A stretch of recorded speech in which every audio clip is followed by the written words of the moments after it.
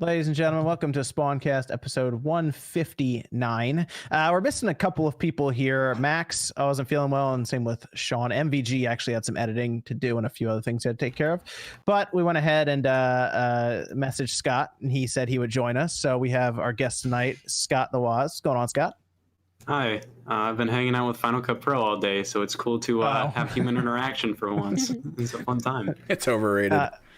And then we also have Rax the Great. What's going on, Rax? What's going on, man? Thanks for having me. Good to have you on. Then we have, let's see, from my right to left here, we have Nate, Direct Feed Games. Going on, Nate?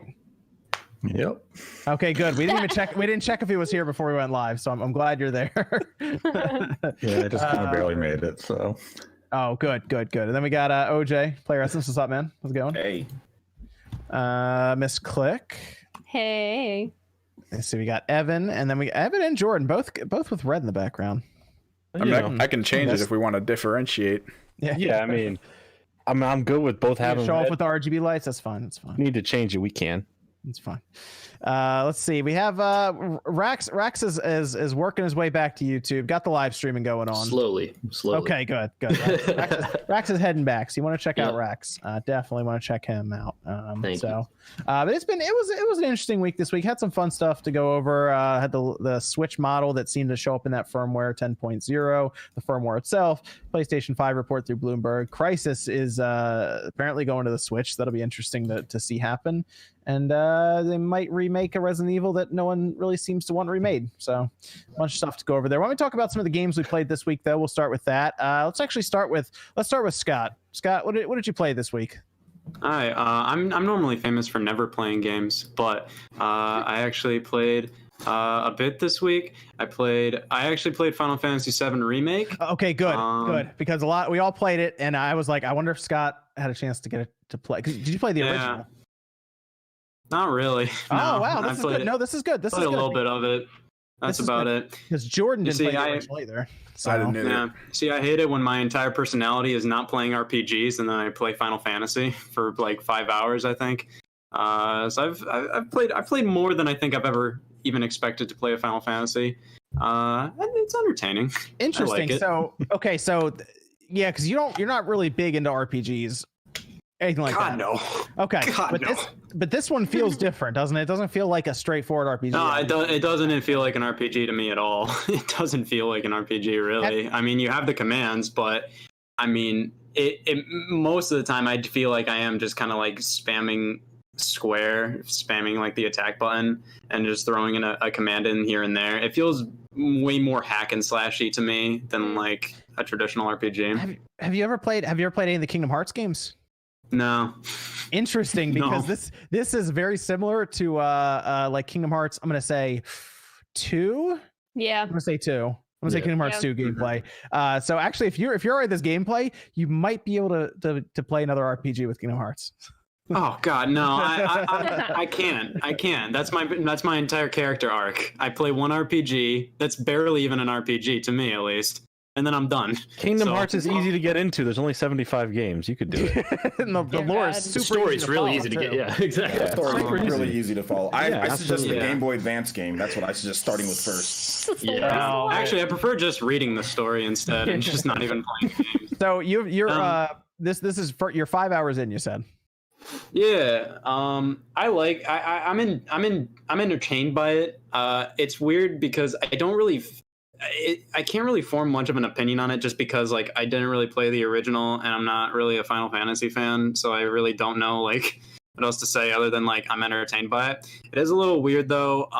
Like this game looks absolutely gorgeous, but like it does have a lot of like obviously like I've seen like it has a lot of like really weird parts that just are a lot lower res than others.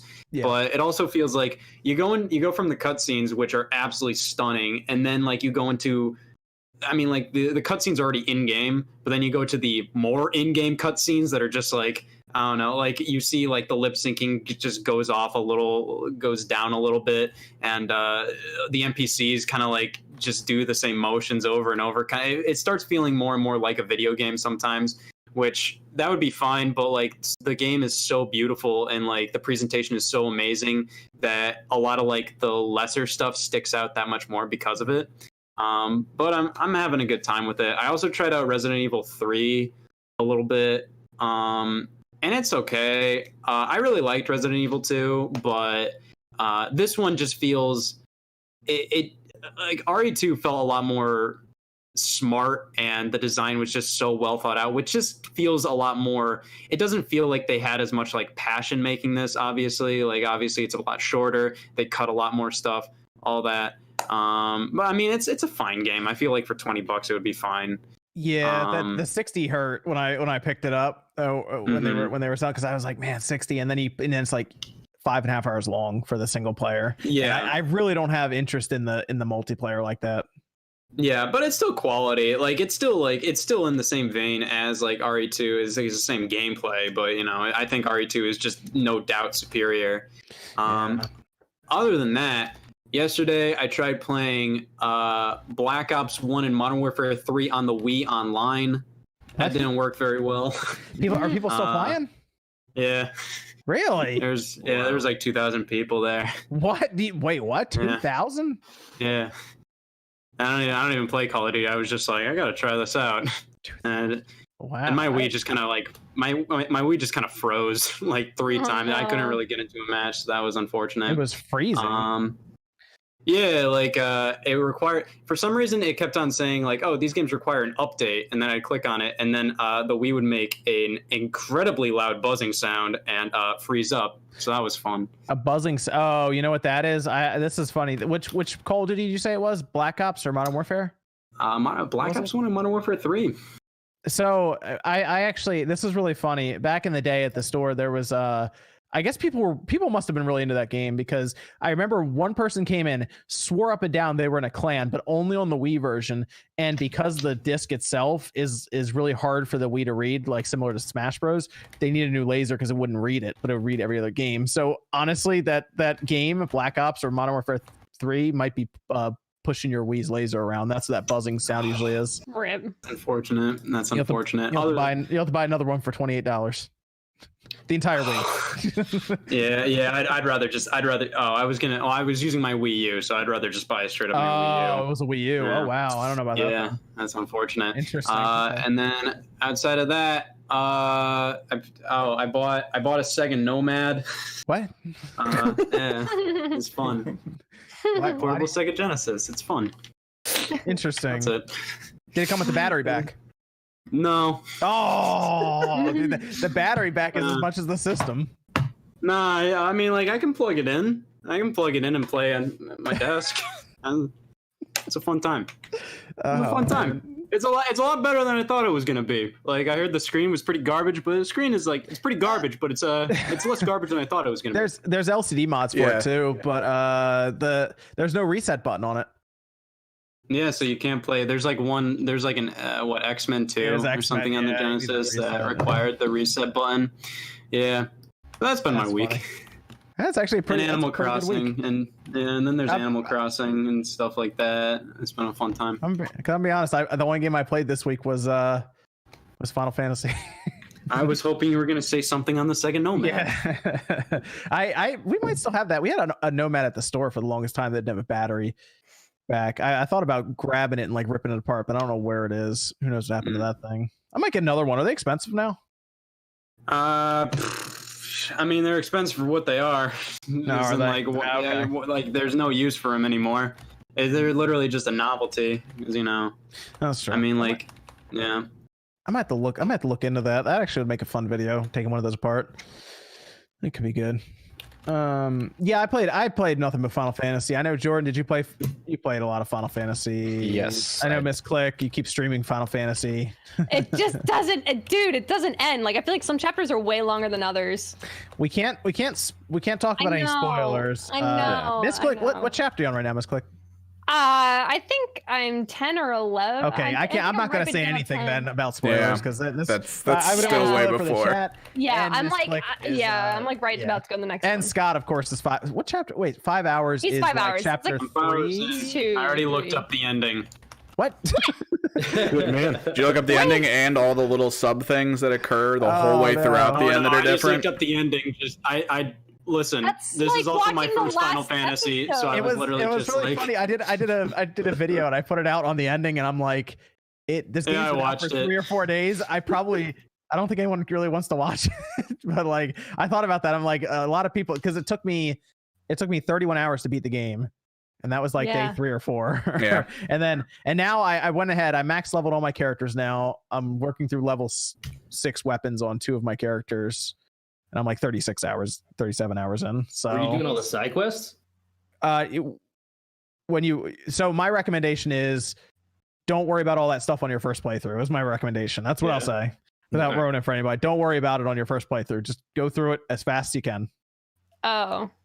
Seriously, go through it as fast as you can. I'll say this, it That's depends on how, takes so much it doesn't get you time. more Wait, like I will XP? say this though. I think it depends on how good you are.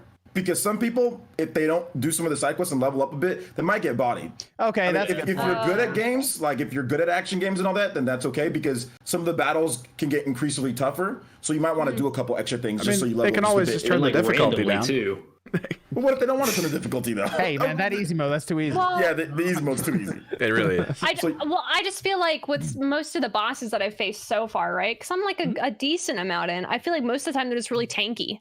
Like as long as you know what to dodge and block, like you're okay. You can get hit every now and then and maybe like regen, but I feel like for the most part, like you just have to like keep whittling down on that health bar because it takes so long. I think the problem is when you leave an area, they kind of scare you by saying you can't come back here ever again when you move on. But like when you beat the game, you just chapter select. That's it. you want to play through. You basically end up wanting to play through it again, like because there's a hard mode that unlocks, and it's like go through it, and there's things you get specifically from hard mode. So essentially, if you want to platinum the game, for example, on the PS4, you have to play through it twice. And what exactly is different with hard mode? Is it just they deal more damage, or you do less damage, or something? You have no items. No you don't know items? these items either. Yeah, but it's harder. But then you get extra rewards for being on hard mode. I'll say that. Okay, but you get to keep your materia though, right? You keep everything. Yeah. Okay. You get extra experience. You get extra experience, boosted up experience, and stuff like that. But More but AP as well. Yeah. Yeah, but it is Okay. a lot harder. There's significant gaps between easy, normal, and hard. Yeah. You know. Okay. Yep. So Yep. And there's a certain material you can get that also boosts your experience again. So after the game's over, you end up quadrupling your experience intake. Got you. So you level up super fast if you want to do it. That's awesome.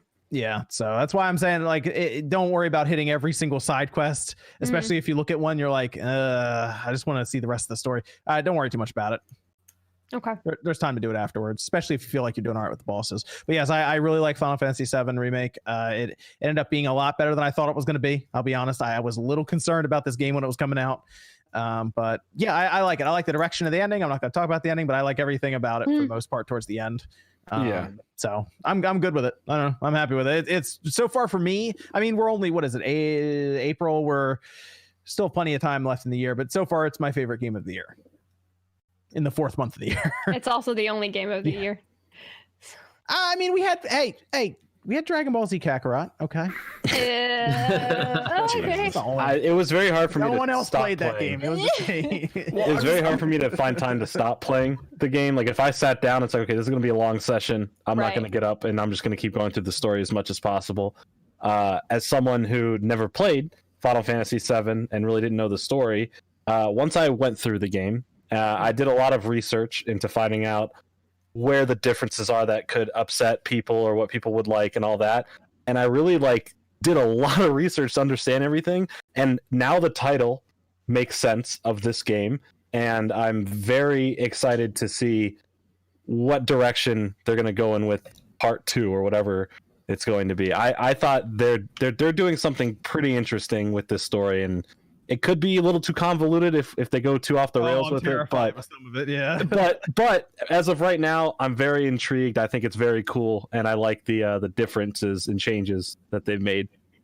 You know, when I was playing through all of the issues that I felt the game was gonna have, it had those issues. You know, like restrictiveness, like how long or what's gonna be, like how big is the world gonna be, all the certain things. Like, is it gonna be like a straight type of through game? Is it gonna open up all the stuff that I thought was gonna be kind of was there? I mean, it does maybe open up just a teeny bit at the end where you can kind of travel, you know, or you can travel from place. But it is kind of like Final Fantasy 13 in some regards, you know. Kind of just going straight. Well, we know Final Fantasy VII. It was like you get the airship after Midgar and all that stuff anyway. Yeah, so those issues were there, but the gameplay was really, the gameplay's really good. I think it's phenomenal. Yeah, it's the best thing about the game. Is the game, and the music is top tier. The music is absolutely killer. Goosebumps. Yeah, the There's music some is really good tracks in that game. They've like remixed a bunch of the old music too so I mean, I've been listening to Final Fantasy VII music since it first came out. It's the best when Barrett starts going da da da da da da da. I told you, Jordan. I told you, Hollows over low roar, man. I don't know about all that. I'm telling you right now. I'm telling you that. But I will say the soundtrack. The soundtrack is fantastic. The ending credits was the way those very credits good as well. Don't. I think the game is just phenomenal. I think there's a lot to like about this game. I can understand a lot of maybe older fans not liking that it's not turn-based. It's not really an RPG. It's more of a, like we said, a hack and slash. It is. I still consider it an RPG, but it's very light on the like. With most RPGs, it's like, oh, there's a lot of mechanics. I gotta learn all this stuff. This game is like, here's a very easy to learn, light mechanics of an RPG. Here's your upgrading system. Here's your materia system and all this stuff. Here's how you play the game in combat.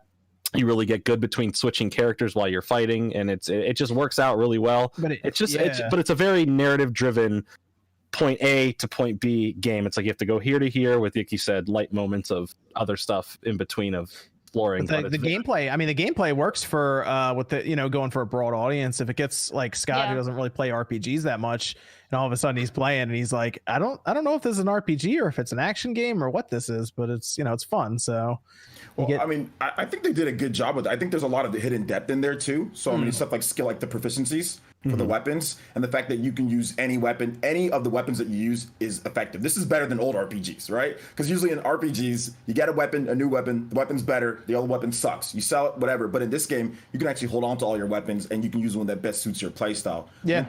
Having like the linked materia, upgrading your weapons so you can link materia, so you can put like fire, ice, whatever you want on your weapons. That type of stuff actually builds a lot of depth. And when you play it on the hard mode, you're going to have to use all of that because you can't use your items. You know, you have to be able to have people that have materia that can heal you, and because you're not going to be able to use the Phoenix down.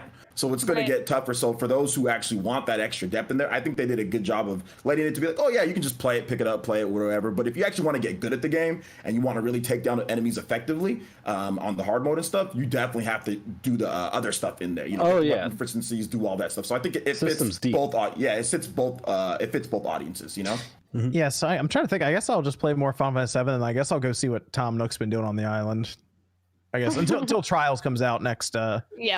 Next week. I think it's Friday, right? Trials 24th for Trials. Yep. Let's hear what Nate. What'd you play, Nate? Aside from Final Fantasy VII. Oh, did you beat Final Fantasy VII? Yeah. Oh, cool. Okay, very good. Nice. Aside from that, played a couple of weird Switch games that come out next week. I don't even recall the names of them, so I won't bother talking about those two in depth. Can you talk about the other one? No, that's under embargo. Okay, that's fine. I can say its name. That's it. Okay, what's its name? Its name is Streets of Rage 4. Oh yeah, nice. All right. Nice. We're looking forward to that one. I'm ready to check that out. That has does that have online play? 2-player online, 4-player co-op was what the last trailer said. It does. Nice. Okay, cool. Yeah, that's on the 30th is when that's out. So we got some time. Cross-platform or? I didn't see anything about cross-platform. I think it's on everything, but like cross-platform, like online play, I don't think so. That sucks. Yeah, but I mean, I think like Evan will probably end up with it on PC. I'll probably grab it on the Switch. I think. Yeah, I'll probably end up with PS4 and Switch. Yeah, well, that's fine. I'll grab it. What else to play? Nate, anything else? It seems like you can't remember the ones you played. They were weird Switch games. It was some sort of futuristic racing game where I was like an overseer, where I could see the track and the racer can't see the track, so I have to tell them what to do, but it doesn't actually, that's not how the game plays. It's just for a narrative purpose. And because you connect on some spiritual level, the driver of the car falls in love with you, and you have, like, as the developer said, it's narrative driven romances, but in the actual game, it's just meaningless random sex events. And it's a weird ass game. I'm not even sure how I'll be able to post gameplay of it because it doesn't make any damn sense. And another one is an RPG, something, I don't remember the name of it. It's okay though. I take it you just played a lot of Final Fantasy. You don't even remember what those things are called. Yeah, the game's called. Okay, that's fine. No. That's fun. Rax, what'd you play this week, man? What are you up to? I have been playing a ton of Animal Crossing, which is surprising because it's definitely not something that I thought that I would ever say.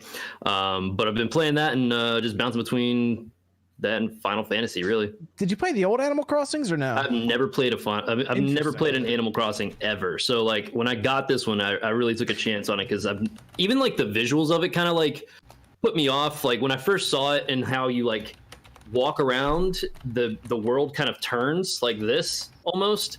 I just didn't see myself playing it, but once I started, it literally had me hooked. Even though it's, according to Business Insider, a stupid baby's game. Baby. Oh, there's that article. Was that Business Insider that wrote that thing?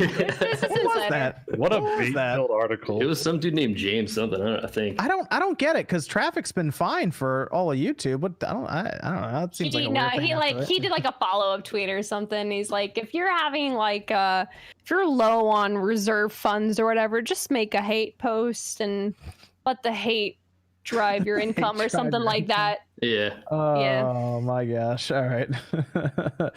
That's fine. But no, yeah, Animal Crossing's been a lot of fun.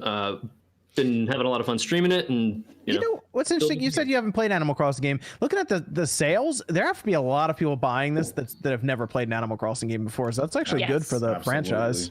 Mm-hmm. Almost everybody in my family that picked it up has never played an Animal Crossing, so we've all been hooked. Scott's back. Lost him. Yeah, the past 2 minutes were crazy over here. Is the Nomad okay? Yeah. Yes. Okay, thank God. What about Evan? You're playing Final Fantasy VII, I take it? Yeah, I don't really think there was much else. Just waiting on, I guess, Trials and all that to come out at this point.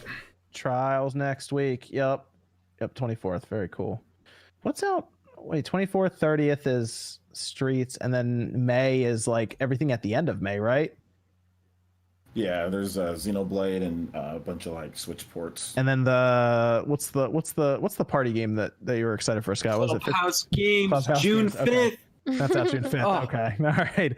Oh man. I was looking at the eShop today and I saw that next, and then there was And you preloaded it? Yeah. I will say they have a screenshot of all of the games, and I was looking at it and I was like, all right, there's actually some pretty good games in here. So I'll pick it up. I need to see which ones are online though. That's the thing. I got to see what's online. So it's probably going to be something like, I don't know, it's going to be like one of the card games and that's it. Yeah, I was going to say, better be bowling. As long as Spades is online, we're good. I'll play some Spades. Yeah, that's if they have War the card game, that'd be super cool. And that's the card game you don't even have to know how to play. I'm more of a fan of Old Maid. They have that card game on there. They had a piano on the bottom right. I don't know what that's about. Oh, does it have Labo support? That would be super cool. I don't know. They have a piano. If you look at on the eShop, they have the screenshot. The bottom right, they have a piano. And I'm like, is there just a piano mini game? I don't know. It's a piano. The Clubhouse game developers, they deserve a raise. Oh my god. I love them. Yeah, otherwise though, it's I guess Nintendo announced some stuff at some point. So I think May's a good catch-up month for the most of it, to catch up on some backlog or recent games that have come out. So I feel like we keep saying that this year. Well, I mean, we Like, definitely have time this year for sure. It's like got some backlog time. It's like, yeah, but it's May. I mean, I'm gonna finally jump into Persona here, so I'm pretty excited about that. I need like like years to catch up on my backlog dates back. Well, to I mean, Super Nintendo. yeah, there's a lot of stuff we keep buying. So I got a lot of, I'm I got a lot sorry of you haven't GameCube yet games to I play should probably play to Big make it Gas. worth buying. Because Gotcha Force I've only played like an hour or two of, and it's like that was. I should play more of that game. I'm gonna test out my Fire Emblem that I bought. So I'll probably test there you that go. out. Yeah. Let's see. We have I think we get everyone. Well, there was a lot of Final Fantasy VII. There's a lot of Final Fantasy VII. Absolutely. Let's go over to a Discord question, Evan. We had a person in Discord wondering if there's a place to keep an eye on because they have an older Switch, the kind of like an old model, the old OS version, and they're looking to sell it, and they're trying to sell it at peak pricing. So is there a way to easily track that? I would just sell it now. Yeah, sell it now because this current moment. there's already restocks that I've seen start going out. Walmart at my store got restocks online. There was restocks already, so sell it right now. Otherwise, you're going to be if it is a Switch that's like first, like one of the first runs or whatever before they did the soft reboot one that like fixed some of the soft modding stuff. MVG knows about that, but I would list something that indicates that it's like that because that'll help its value. But I would sell me, even if you have a broken Switch, your broken Switch is worth like $300 right now. Wow.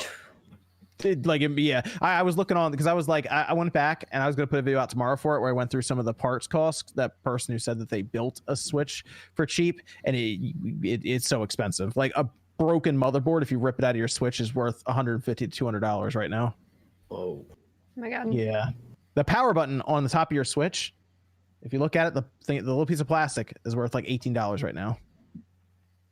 Yeah, just a piece of plastic. That's it. I don't need that power button. I turn my controller on. Okay, yep, there you go. Just still Pop it out.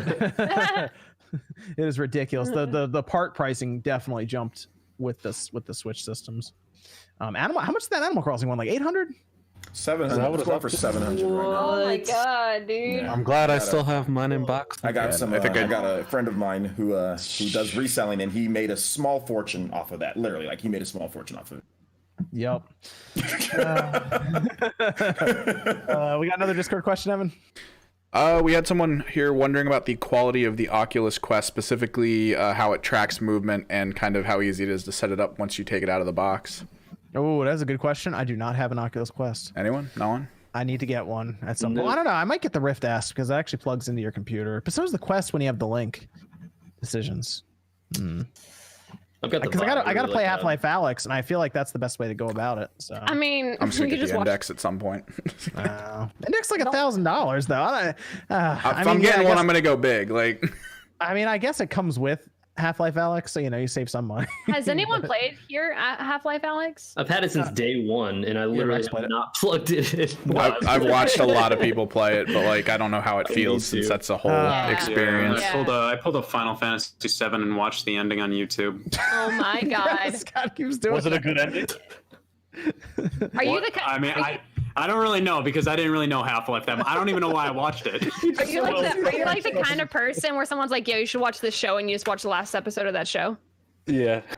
Hey, someone's like, hey, Breaking Bad's really good. Oh, cool. Let me watch the last episode. No. what I One did of my with mods, I keep telling him to watch Breaking Bad, and he's like, every time he's like, I saw the last episode. I don't need to watch it now. Nah, you gotta watch the Like, That is that's such a good- that's one of the best shows. You gotta watch the there's a bunch episode of before arcs. the last episode. Nah, There's so many good arcs, but all he Yeah. knows is like the car scene and like. Breaking Bad. You've gotta watch the You whole have thing. to. You have to. I watched what the whole I'm thing in 1 saying. week. Every single season in 1 It's week. so good. You know, you have to. You Yep. can't Yeah. just You watch have the last to, episode. Otherwise, legally. it's You want some it good doesn't even- you it's want some good garbage. quarantine watch? You want some good stay at home watching? You watch Breaking Bad, right? You Yeah. watch Cobra Kai, and then you watch and then you watch Psych. There you go. Psych. Psych. Different Psych spots. is so Okay. good. There you go. I got him. See? All right, Anime fans, you gotta put some My Hero Hunter Academia, or no, Hunter Hunter One Punch. and watch Hunter x Hunter. So many people haven't seen that yet. Watch it. If you like the Yu Yu Hakusho, watch Hunter x Hunter. It's amazing. Man. I will say on the Yu new Yu end of Hakusho's things, better, though. Ozark and Money Heist are little both bit. really good on little bit. Netflix. Yeah, Ozark was really good. I liked the last Yeah. season on that. I need to watch Yeah. Altered Carbon season 2 because that took 2 years to finally come out. I need to watch through that. It's was a great alright. sci-fi show. It was all right. let's go over here to Resident Evil game that is apparently getting a remake. Now, before we heard that there was a bigger Resident Evil remake in production or going into production over Resident Evil 3. And I thought it was Resident Evil 4, but we didn't know. And now VGC reported, Video Games Chronicles reported that Resident Evil 4 is what the support studio behind Resident Evil 3 is moving to. That's not the studio that actually led Resident Evil 3, but the studio M2, not to be confused with M2, is doing now. But apparently, we had more information come out about it. The team for Devil May Cry 5 and the team for Resident Evil 2 is going to be helping out with it as well. So they're putting a lot of people on this project. But Resident Evil 4, does it actually need the remake? Why not? It doesn't. I'm a super huge Resident yes Evil and fan. no. Yeah, it's a yes and a no type of thing, right? Like it could, because I don't know if you guys have ever played the game modded on PC, to look modern, it's amazing, and you're like, wow, this could be really cool if they actually modernize it a bit more, right? So you have some moving and shooting and stuff like that, but how many times? I'm serious, no joke, dude. I beat this game. We beat it, the original GameCube. Okay, I beat it all the way. PS2. I beat it on the PS2. I beat it on the 360. I beat it on the Xbox One. I beat it on the PC, and I beat it on the Wii. So I beat the game 7 times. They're gonna have to do something significant with this. This has to be maybe even a Resident or a Final Fantasy VII remake type of deal. Reimagining? Yeah, it has to be. That's a great way to make everyone mad. I like it. I think do something. They can't have the same. I think it'll be again. It'll be very similar, but with certain updates and changes to it. I'm sure new dialogue, certain areas may be a little bit different. Boss fights may be a tad bit different. I still overall think we'll get the same package as the game. I just think we'll get a more playful one, because this is going to be their next Resident Evil 2. Obviously, they need to add. They're not going to Resident Evil 3 this and just release it right after. This is a big game that they can't mess up, because they know how bad the back. Apparently, it's going to have 4 years of development time. Is what. Then it needs to have way more than just what. It needs to have way more than that. It needs to have extra, the Ada Wong stuff that they added in for the PS2 version. They need to do something like that. They need, or even Xenoblade's adding in the future connected. They need to do something like that. It can't just be. It can't just be the same one that we've played so many times over. I mean, that's just coming from somebody who's a super huge, RE4 fan. That's my favorite one of all time. What about, let's say, Scott, you played through on the Wii kind of recently, right? That was 7-8 months ago, something like that. About a year and a half or so. Yeah, OJ, I have. I mean, as a Mr. Resident Evil player, as you are, what's the best version? Yeah, Resident Evil 4 players. I'm sorry. The best version of Resident Evil 4, to me, the best version. There is a correct answer. There's only one answer. The GameCube. The GameCube is that is incorrect. The best or the easiest. The best or the easiest. All right. The GameCube and the Wii. Those two. The GameCube and the Wii are my favorite. My favorite versions are GameCube. Okay, I heard. Okay, you said Wii. Okay, good. Okay. Was that what you're looking for?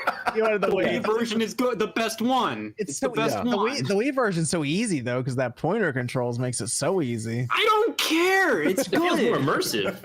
Hey, when you call easy, we call fun. Okay. Yeah. GameCube and Wii version for me. GameCube and Wii version. My thing is Resident Evil 4 is people don't toss around the term perfect game that much, but when you look at Resident Evil 4 and you look back at it, everything just feels so good with that. Everything, all the design decisions and everything about that game just kind of just blend together into this perfect balanced game. And so that's why a lot of people have a hard time with the idea of it being remade, because it's what kind of took the Resident Evil series and made it modern, because prior to that we just had the whatever tank controls and the fixed camera angles, and those they have their fans, but those are really hard for newcomers to get into right now, and those are also really hard to go back into. So Resident Evil 4 is kind of what took the series and threw it into what we have today. So it would be kind of weird to remake that, because it doesn't necessarily, there isn't a ton of stuff that needs to be tweaked with it. Of course you can do some quality of life improvements. I think the main thing I would want would be visuals, if we're talking just a straight up remake, remaster sort of thing, because we already have it on PS4, Xbox One, PC, Switch, but I don't like how it looks. It gives off too much of it looks too much like how a lot of HD remakes looked in the Xbox 360. It looks flat.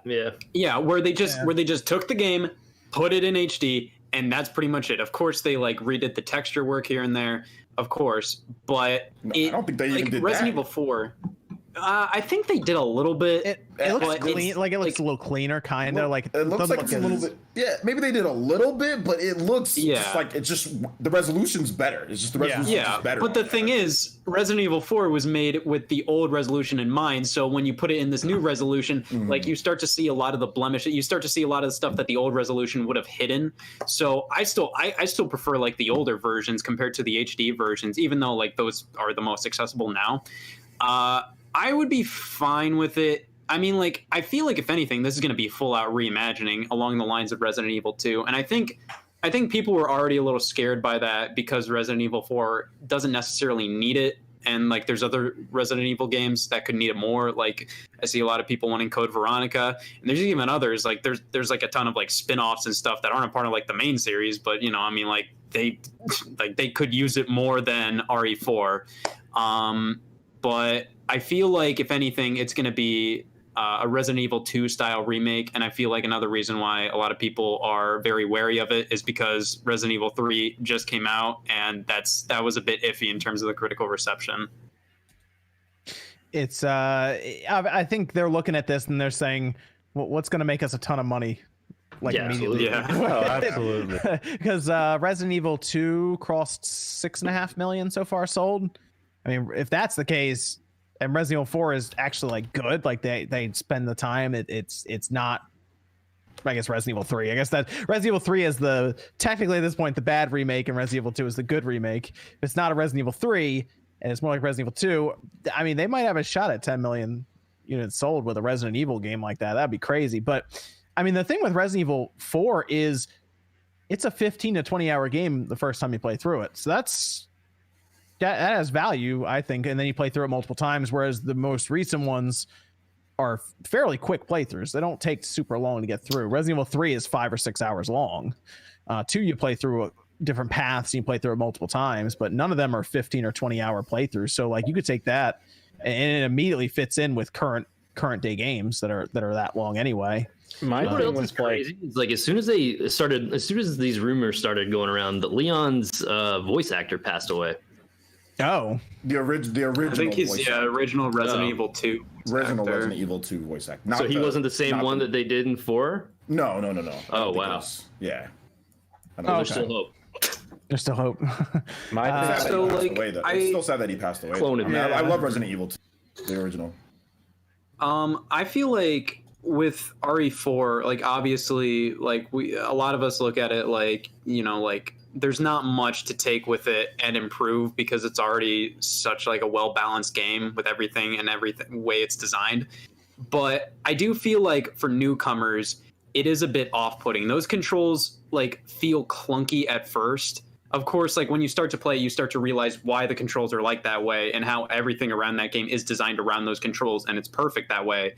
But if you just start playing it, the controls they take a while to get used to. And I feel like a lot of people would try Resident Evil 4 and they'd be a bit turned off by the controls and they would just like stop playing it. So I feel like what they would do is I feel like we would get something more along the lines of like RE2 controls, which feel a lot better and you feel like you have more control. But that's about it in terms of like what I think they could like technically improve, but even then that doesn't really need to be improved about Resident Evil 4. That's just how it does things. See, my thing with remakes in general, on any sort, whether it's video games, movies, I think the argument's like, why does it need to be remade? Why are we remaking it? Focus on new stuff, whatever, right? It doesn't need to be touched. My thing is, if it comes out and it's a good remake, then we just have 2 good games. If it sucks, then we still have the old one, you know?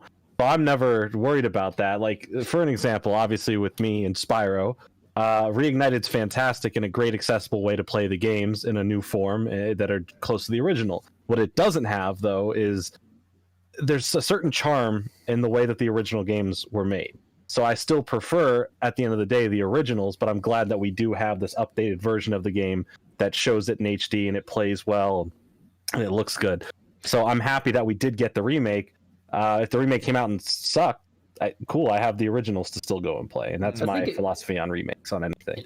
I think another thing with it is like, since there's a lot of Resident Evil fans that really want Code Veronica to be remade, and I feel like since that one still has those tank controls, it just kind of makes sense to remake that one first in that standpoint. But I totally understand from the business side that a lot of people are probably going to be like, Code Veronica, what the hell is that? And then what for? Because Resident Evil 4 definitely made the bigger impact. But I feel like the story of Code Veronica still should be remade at some point, even if we get it out of order. I feel like that could still potentially be a good remake as well, because seeing that one being remade in this form, I feel like 4 is just so close to what we could experience now. I guess that's one of the bigger divides in my opinion. They keep porting Resident Evil 4 anyway, and they put it on the Switch when it first they first moved it over at $30.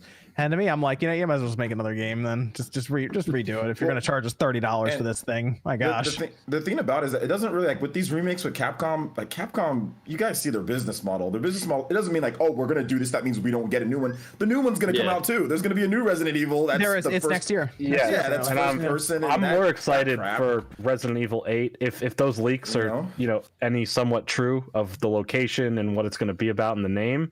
That truly, like, that's horror to me. Like, that's the horror stuff I'm into, and I'm glad that Resident Evil's going. Also, think about this. All right, so Resident Evil, the new one, I guess, is supposedly out next year, and the following year would be 4. So Resident Evil 1's, first off, Resident Evil would be like a yearly series, but it would be an Xbox Series X PS5 game.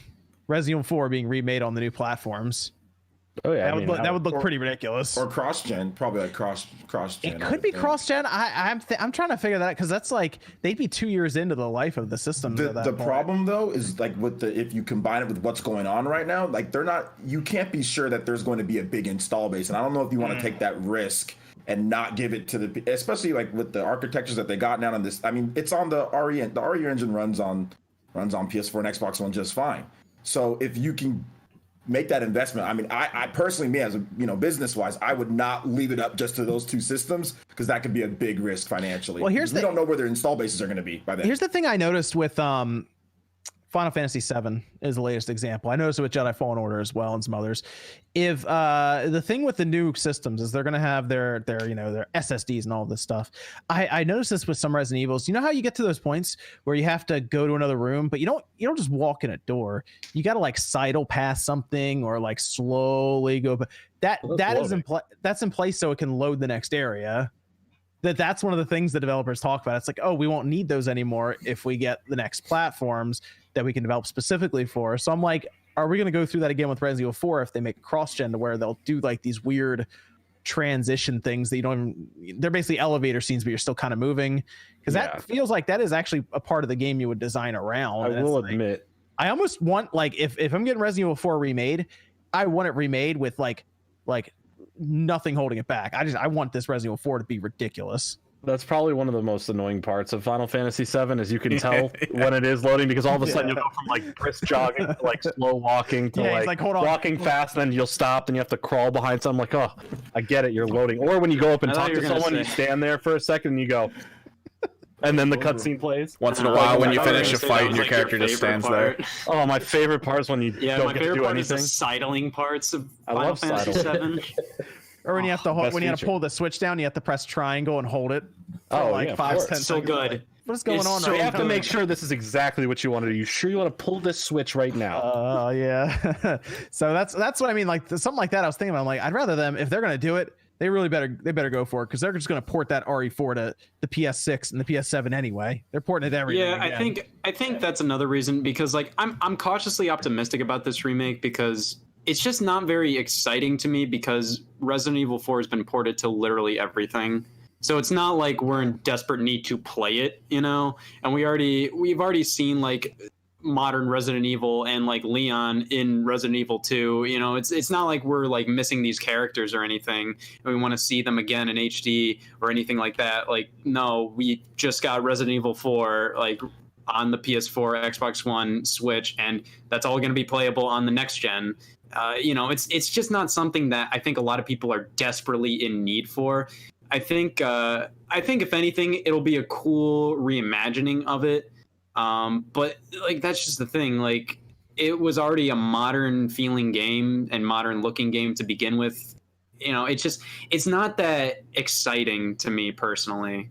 At least this means we may get Resident Evil 5 remade, so I can punch a boulder in HD. Oh my gosh, they are going to remake. That is a game that does not need to be remade. No, they can. I'm down for that. They can remake that. Really? Great. I'm down for that. That's insane to me to think about, like the point where we're going to be getting Xbox 360 games remade, like Final Fantasy VII is getting remade, or RE3 and stuff like that. Yep. We're coming up on we'd be coming up on the PS2 generation now then, right? Lodging in the Forsaken Kingdom HD is going to be great. There's a couple, there's definitely some PS2 games that would be pretty sick to get like remade. Oh man, that's gonna be wild. Hybrid Heaven, yeah. Finding Nemo. I mean, we're getting SpongeBob. We are getting Hell SpongeBob. Yeah, we are. That's from the GameCube, Xbox, PS2 era. I can't wait. It's gonna be there. fun. You go. See, THQ Nordic, they're going to be remaking a bunch of stuff. So or even porting over. That, I think. I mean, speaking of like VR stuff, what if they ended up doing like side project like Dead Aim, like something for VR, or like Umbrella Chronicles? What if they put? That would be a lot more interesting. That wouldn't sell nearly as well as Resident Evil 4, not. But a lot but it would more be cool. No, Operation Raccoon City deserves justice. We need to redo it. We can leave that one behind. Oh, okay. Yeah, that's fine. Nate, what are your thoughts on RE4? It's an unnecessary remake. They should have done Code Veronica first. Resident Evil 4 is still modern. This feels like a cash grab type business move. It's unnecessary this early. They could have waited a few more years to do a Resident Evil 4 remake. If they remove a lot of content, like we saw at Resident Evil 3, then it completely changes the flow and foundation of the game. And I don't really want to play a Resident Evil 4 unless Shinji Mikami is at least involved in some way, whether as a consultant or maybe Capcom gets him back to actually lead. I thought that was the rumor. I thought that was the rumor. Was that he's helping out? With Resident Evil 4? No, he's not doing anything development wise. Well, he declined, but he's giving input on it. Yeah, he declined as the lead, but he's giving input. Input when it comes to these things, it's just like, oh, okay, cool. Yeah, I want to see him actually take a hand on this and say, I created this, let me remake it in my vision. He just tweets at them, don't screw up. That's about as much input as he gets. It reminds me of when they said like Castlevania Lords of Shadow. Oh yeah, Kojima had input on this. It's like, no, he didn't.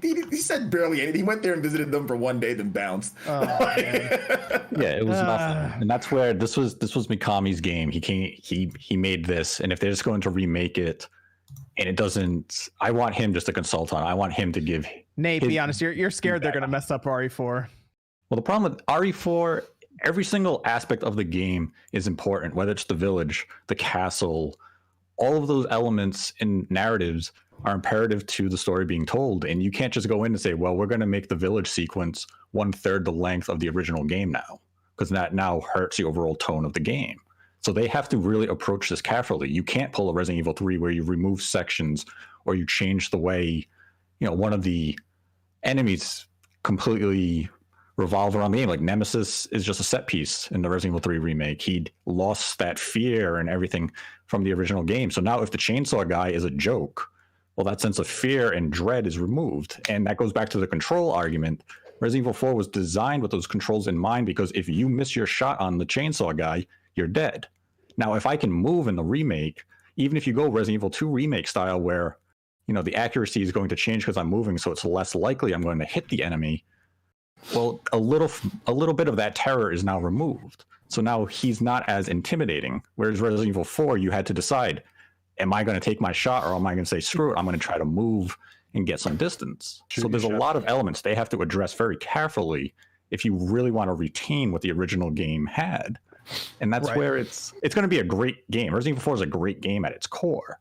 It's just, you have to go about this very carefully if you want to remain true to what the original game was. Yeah, it just sounds like they're throwing a lot of manpower at it right now with all these different studios trying to push this thing out. So it'll probably look really good, I'm sure it'll control well. So we'll see if everything else goes all right with it. But we heard about this way too far in advance. I mean, they don't usually tell us about it until like 7 months until like it's ready to go. So maybe they probably wanted to get like feedback or like community like reaction. I mean, it would sound like it leaked by VGC. I mean, someone there may have told them, but they've been putting out a lot of stuff recently. So we'll see. Evan, we got a Discord question. We kind of have one related to last week with the Game of the Year question. He was actually asking which games of the spring games could win Game of the Year, was his specific thing that was kind of convoluted in his question. Which games of the spring game? Yeah, man. If only the spring games are currently I mean, the best spring games are Animal Crossing and Final Fantasy VII. Like, what else was really big? I mean, how come everyone already forgot Doom Eternal came out? Yeah, dude. Doom I played through Doom Eternal and it was good, but like I don't know. It was really good when I was playing it, but I haven't really thought about it since I beat it. Well, man, I think that's the thing with Final Fantasy VII is you just played it. The game's only been out for a week. The honeymoon period is still fresh. What's going to happen in 5 months from now? That's true. But I didn't put nearly as much time into Doom Eternal. No, the thing about it is though, because of, I guess it's more because of, I guess maybe the story or the lore behind it. Doom doesn't have that. It's just kind of like, boom, you blast through. Final Fantasy has so much lore in this. It's there, but it's not like Final Fantasy. You know what I'm saying? Like it's not like Final Fantasy. So like I think that people are still gonna think about it because of the possibilities. Like if you beat the game and everything like that, you're still gonna think about it, months and months later. Whereas Doom, you just blast through everything. It's cool, but you're not gonna think about it like. There's a lot of like side stuff that you can collect and like different outfits and.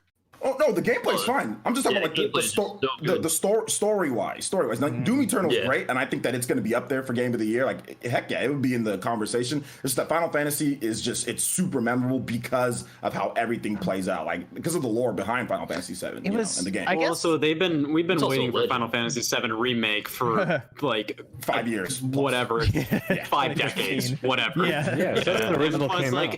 And plus, like Doom 2016 was amazing, and a part of that was due to the fact that I think like it was a bit by surprise how amazing it was. Like people were kind of after Doom 4 got canceled and all that stuff, and now like Doom Eternal, people were just kind of like, yeah, this is going to be a great game too, and it came out and it was a great game, and there you go. So like it's still a great game, but I think Final Fantasy VII has a lot more power behind it at this moment.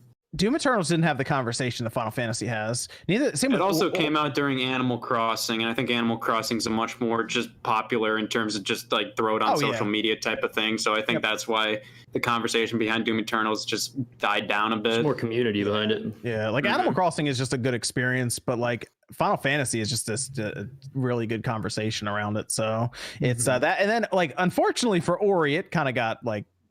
People just forgot about Ori. Ori is a very good game too. I played through that, like that as well. So I feel like the trick was most of the conversation about Ori was the like bugs and glitches that would occur in the loading, and like people would talk about it, and then that was it. Like they all moved on. I got through it. I liked it. I mean, it was this weird freezing stuttering. There's no need for a 2D platformer to be having that. Yeah, I think that's the biggest. That's the biggest problem. It's like it's a 2D platformer on an Xbox One X. That's ridiculous. Yeah.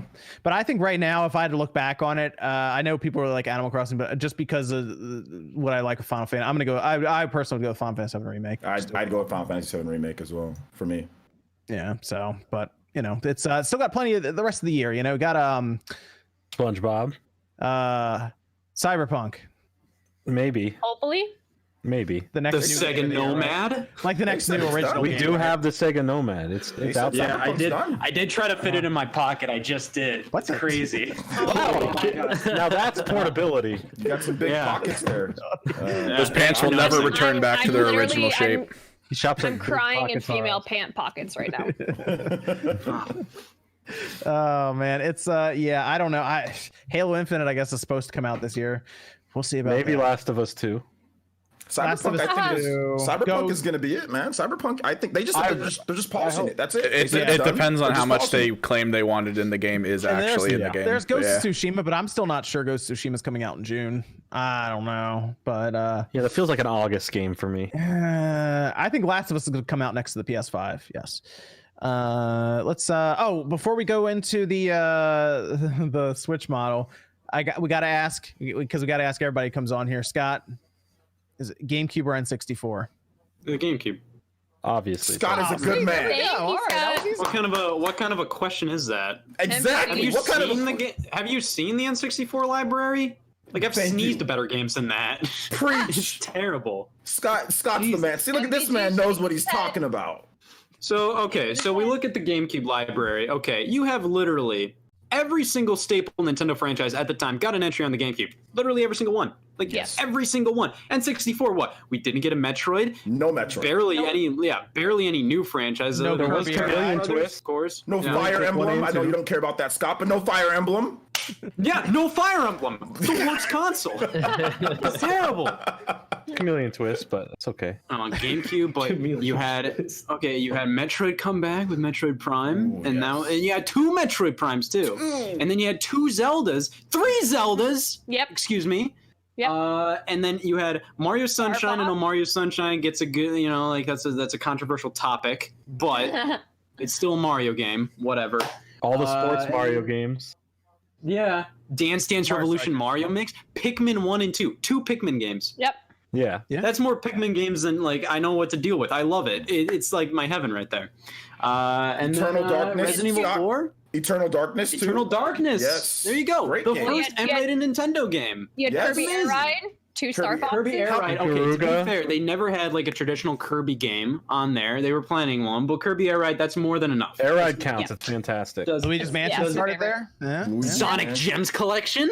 No, that's fine. Metal Gear Yeah, Solid. I've never seen that on the N64. Yeah, Soul we don't need to Calibur break 2.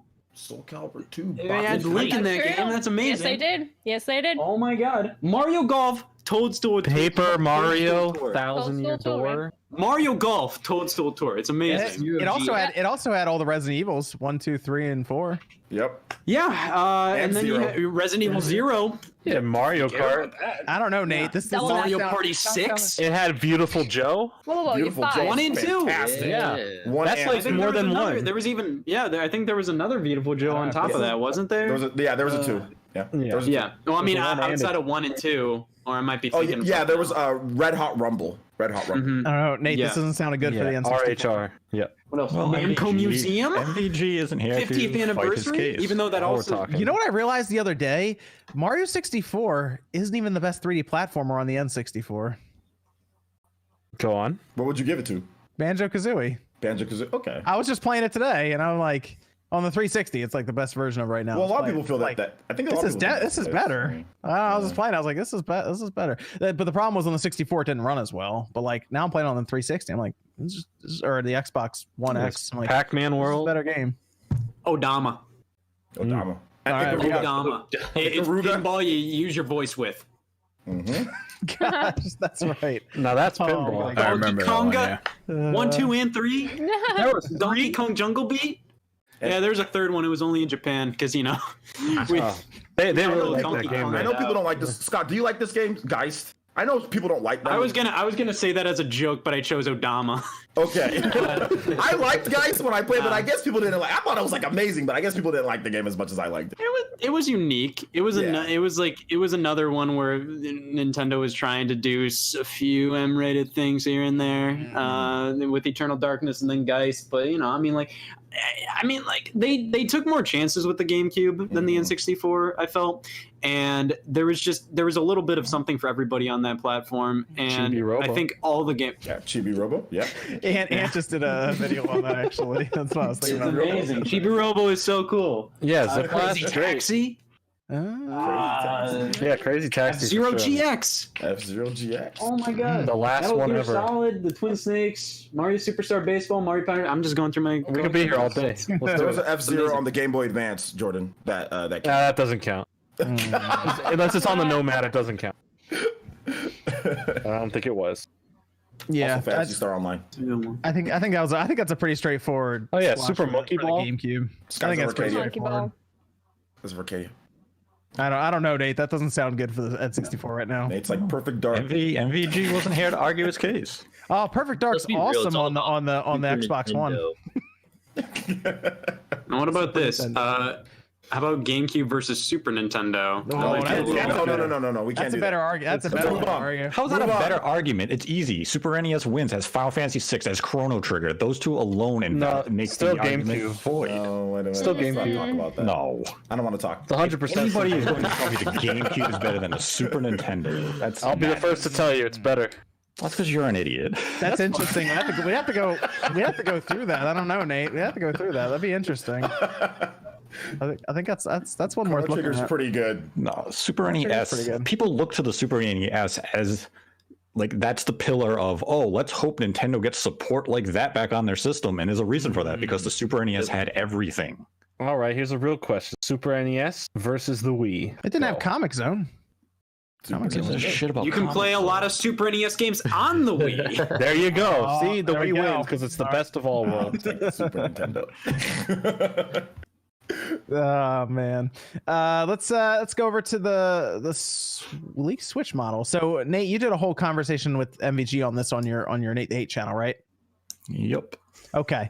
It was a good conversation. You guys talked about the leaked Switch model that came out of firmware 10.0. What'd you guys think of the firmware anyway? Did you guys get a chance to check it out? Rebind your buttons. Doesn't work for the controller that I have. Oh yeah, it's mostly Switch and the Pro Controller and the Joy-Cons mostly is what it's for. Their first party stuff. Wait, which controller did you try to use it with, Owen? The GameCube one that I got, not the Nintendo specific one, but no, it's just one of these. Can never remember the brand. Okay.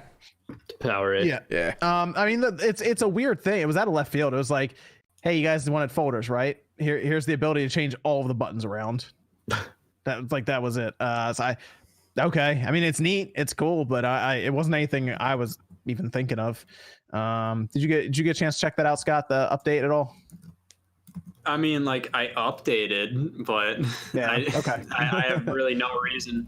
I have no desire to remap my buttons other than just to like create the worst concoction imaginable, potentially. But what's your biggest want in a big update like that? If you can only have one thing. I mean, folders would be nice, but they're not that necessary. A web browser would be nice. It's not necessary. It's also like a lot of things that I wanted at launch were just kind of like, why isn't this here? There should be a staple in game consoles by now. But at this point, I'm kind of like, I mean, like, I either way, I'll probably just use Discord. But I don't know. I mean, like, it's fine. I think the Switch OS is fine. It's just embarrassing that it's basically the same that it was in 2017. I think if anything, I would want them to work on the eShop a little more out of all of it. But that eShop is garbage. I looked at it again today, and did you buy that ski game? Whenever it slows down every single time I click on it. It stutters all the time. Yeah, it's very it's slow for being simplistic, but was really I was going through it and I found a game. I put it on Twitter called Ski Sniper. Yeah. And the idea of the game is to basically snipe the skiers that go down the long jump.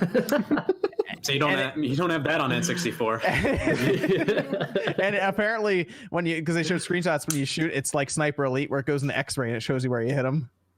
And it's the Olympic like skier thing. So that's on the eShop. What was it rated? E10 plus? It got the big old mature rating. It got an ESRB rating though. Someone at the ESRB had to play it. Someone at the ESRB had to play it. Yes, sir. I think what they do at ESRB is they just watch videos. I think it's a video and some pictures and a description, and then that's. Okay. I still like the idea that it's just a bunch of people at a board meeting watching a video of that game and going, yeah, okay. Put them on it. It's all right. Pass it through. Man. Anyway, in that firmware update, there was one in particular, right, Nate, that we were looking at the model. There was one that apparently people think is possible to be a console version of the Switch, which might just end up being a PlayStation Vita situation, where it's a low-cost box or something that you buy for like $150, and it's like the Switch you plug into your TV or something. But the other one mentions a second screen. Yes. Which is weird. So it's a Switch that could recognize another screen, essentially. It still uses the X1, so it's not using some crazy chip or anything like that. But it has access to a second screen. What was your theory on this, Nate? Well, my theory on it was that the second screen, it isn't a Switch DS, it isn't a Switch VR, it is a wireless dock where the Switch would have a casting option where I can basically a reverse Wii U. Yeah. I can play the Switch in my hand and I can wirelessly dock it to my television. We did have a Discord question where literally a person was like, will this new one be a TV only Switch that syncs to either a Switch or a Switch Lite? can take discs and can play Wii U games, and I this marked is gonna it. be so weird. I Okay, marked it here as we go. tinfoil hat theory / troll. Okay, hey, that's that Nate just mentioned. What sounds like it could be borderline Wii U over here. I thought I would never hear someone else say it out loud other than this question, and then Nate just did. Blew my mind. Yeah, so much like what Nate was saying, like I wasn't thinking of it as like a wireless dock situation, but in my mind, like what it sounded like was almost like a second controller-ish, almost like the Wii U has like the controller, like the screen with the controller, but it would be able to like interact with even just the Switch, even undocked. I don't know how far off base I am with that. Nate, you can trash me. Go ahead. But it seems like it would be a cool idea if you like can play locally and just have like a second controller and also be able to like do stuff much like the Wii U was able to do on your TV and have touch capabilities, because there are games that could, benefit from that. Like as stupid as this is, but Scribblenauts, how you have to like type in words, but you have to like use the analog stick. It'd be nice to just be able to touch the screen. Okay. It'd also be nice to have a decent editing experience in Mario Maker 2, because the Wii U version is far superior. Oh my god, the Wii U version is so much better with making levels. Like if you just having like, if I could just use a Switch Lite while my Switch is like on the TV to just make levels and then immediately play that would make the game so much better. There has to be a way that they can make that work, because even for Mario Party, they let you just put switches next to each other and connect them. So there has to be a way they can make a secondary switch, like a switch. And there are, I think, like there's no real technical issue with that. I just think they don't implement it because they're just like, they don't want to force. I mean, they would probably love to have people buy multiple Switches, but they don't really want to put a ton of money into a feature that you would have to own 2 Switches to experience that much. Well, what if that was just an I think option? they were just kind of testing around with Mario Party. What if you can just sync a controller to it and it's still kind of its own thing? Yeah. It's second screen. So I'll say, because Nate mentioned the casting option, so that you said basically, Nate, you can wirelessly cast it to your TV and it recognizes it as a second screen that way. It'd be similar to AirPlay or what's the Android equivalent? Okay. Not AirPlay. I think it's just cast. I think it just comes up on Chromecast or something. It just says cast. Yeah. I think it's possible that it could be VR related. Like your Switch can recognize the headset as a second screen that it's using. Finally! Wow. Because the PS4 needs a little box that helps enhance the refresh rate, so it actually works better that way. And I was thinking, well, if they do that with the Switch and they have a second screen, the second screen could be the headset. Outside of, like you said, Nate, like being like a casting Wii U device, because this only works apparently with this model that has been added to the firmware, not the current one. Yes, and that's where I think the casting feature makes the most sense here, is that you have people who they would buy a new Switch that has the internals of version 2 right now, but maybe they don't like having to deal with the dock. This just removes the need of this big black blocky dock. You no longer have that obstacle or hurdle. It's just, I want to wirelessly dock it to any TV in my house. I now have that option. So it'd be more of a refined approach to the concept they already have out today. Okay, well, what if it's a foldable Switch that has 3DS backwards compatibility? That'd be a waste of investment. But that'd be fun. But you can then That'd be a fun failure. Yeah, but then you could discontinue the 3DS, 2DS stuff completely. Put this thing out, man. There you go. And then you gotta switch, and it'll have the 2-screen support for what Scott wants with the Mario Maker. Boom, that's problem solved right there. There we go. Draw it up, send it off. We're good. Call them 2 up. screens, man. 2 screens. Would you want to the Switch Lite? They released that cover that basically closes like it's a 3DS anyway. So there you go. Do that. Make a dual screen Switch. Nah. There were so many theories going around about this. That cover is super lame. I know you have it. It's super lame. The thing is just like, I don't know. Like, how am I supposed to play this thing? Because it's just like, I don't know. Like, this thing is just flopping up and down. Hang on. I'm surprised they didn't add. What they should have done was add like a little magnet to the top as well, so that when it like an iPad, so then you could actually use that as a kickstand. Yeah, because when we were at Magfest, I think Balrog showed it to me, and it felt good, but then I didn't even think about like opening it and just having the flap just like out like that when I was checking it out. But yeah, it hits the back of your hand constantly when you're playing or doing it. Like, it's weird they didn't add anything that would like that would hold it. I don't know. It's strange. Let's go. We got a Discord question, Evan. I gotta go over to the last super chats one as well. actually. Does The Last of Us 2 delay show the power of the physical games market, or are there other reasons for Naughty Dog to decide to delay that over simply hoping for digital sales? They're not at work. Yeah, it's not based on digital. They did talk about the idea of releasing it digital and like first though. That was brought up. Apparently they could have done it. Yeah, they could do it. But they mentioned that they want everyone in the world to be able to play it at the same time. Yeah, because there's still a fairly large percentage of even the American population that does not have internet. Apparently the game is like ready, but it's close. It has final bugs that still need to be issued, and they still have work to be done. Even if they don't want to do a digital only release, because there are substantial areas of the world that do not have high speed internet, and you're not going to sit there and say, well, it's going to take you a month to download our game.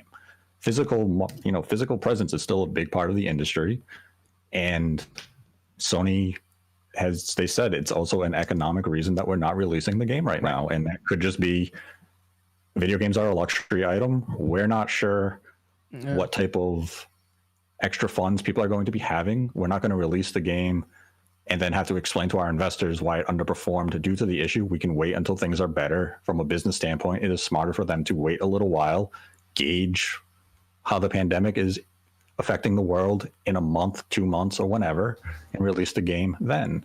They're not in a rush to release it. And then because there are some other games that are still coming out that like Xenoblade's out. I mean, I'm sure the expectation for Xenoblade is not like Last of Us Part 2. They're probably looking to sell 10 million of that, straight up. Easy. Xenoblade's still going to release that day. Yeah, but the thing about it is that like Xenoblade is probably going to, obviously it doesn't need to sell anywhere near as much, and it's going to sell over time. Like Last of Us, they need to get all the sales more quickly because the games depreciate in value faster. So I think that's also another reason they want to make sure that they can have the best launch they can possibly have, as soon as possible, not let it go to like the longer it takes. I mean, Last of Us Part 2, or Last of Us 1 was like $5 at one point.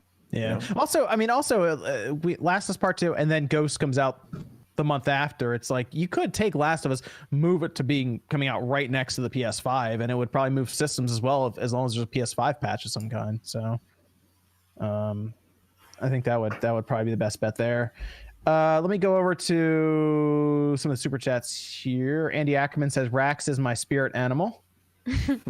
Yeah, Rax. And then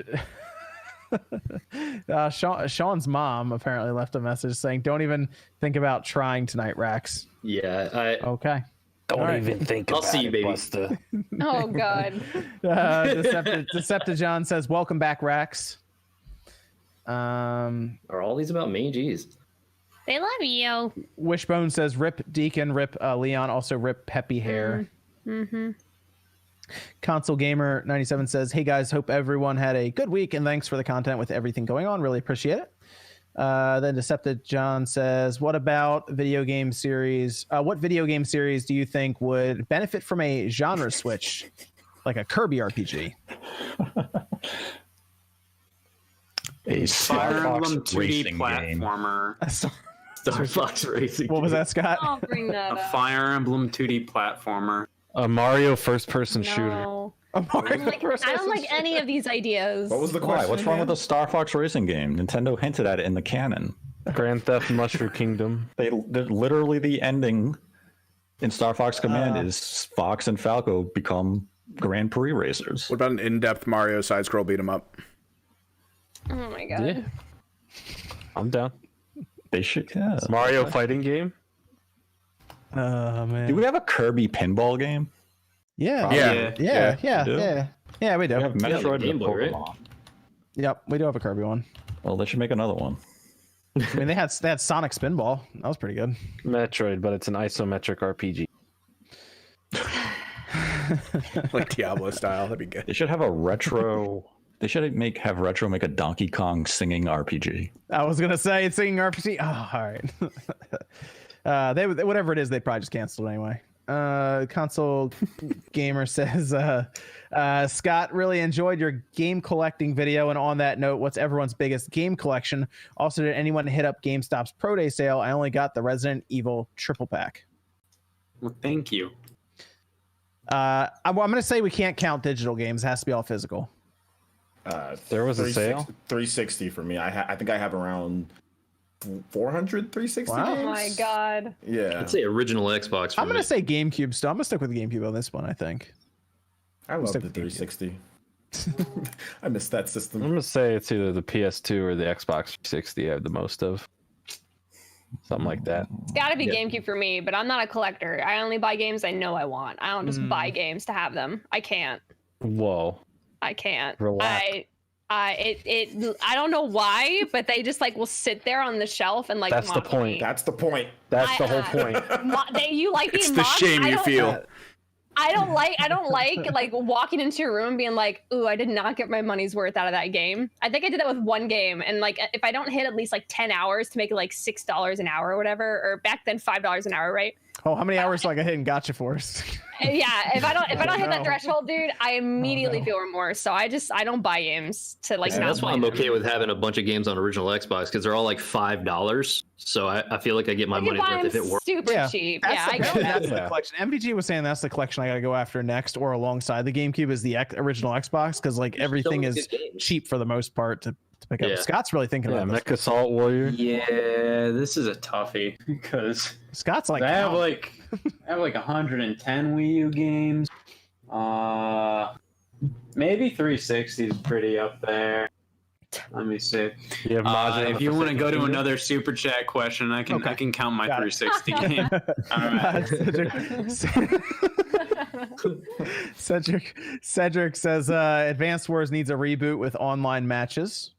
That'd be nice. And Console Gamer says, so is Mario 3D World one of the 2 ports from Wii U that was rumored to be ported to Switch this year? Yes. It was, yeah. Yeah. I think Pikmin's the other ones. There you go. Yeah. I like 3D World. Yeah, A lot of Mario, I guess, this year, apparently, according to all the rumors. Good year for the plumber. Yeah. Tesla Volta Games says Final Fantasy VII Remake actually was a very clever name. The game. Okay, hold on. No, don't read that. Hold Don't on. read that.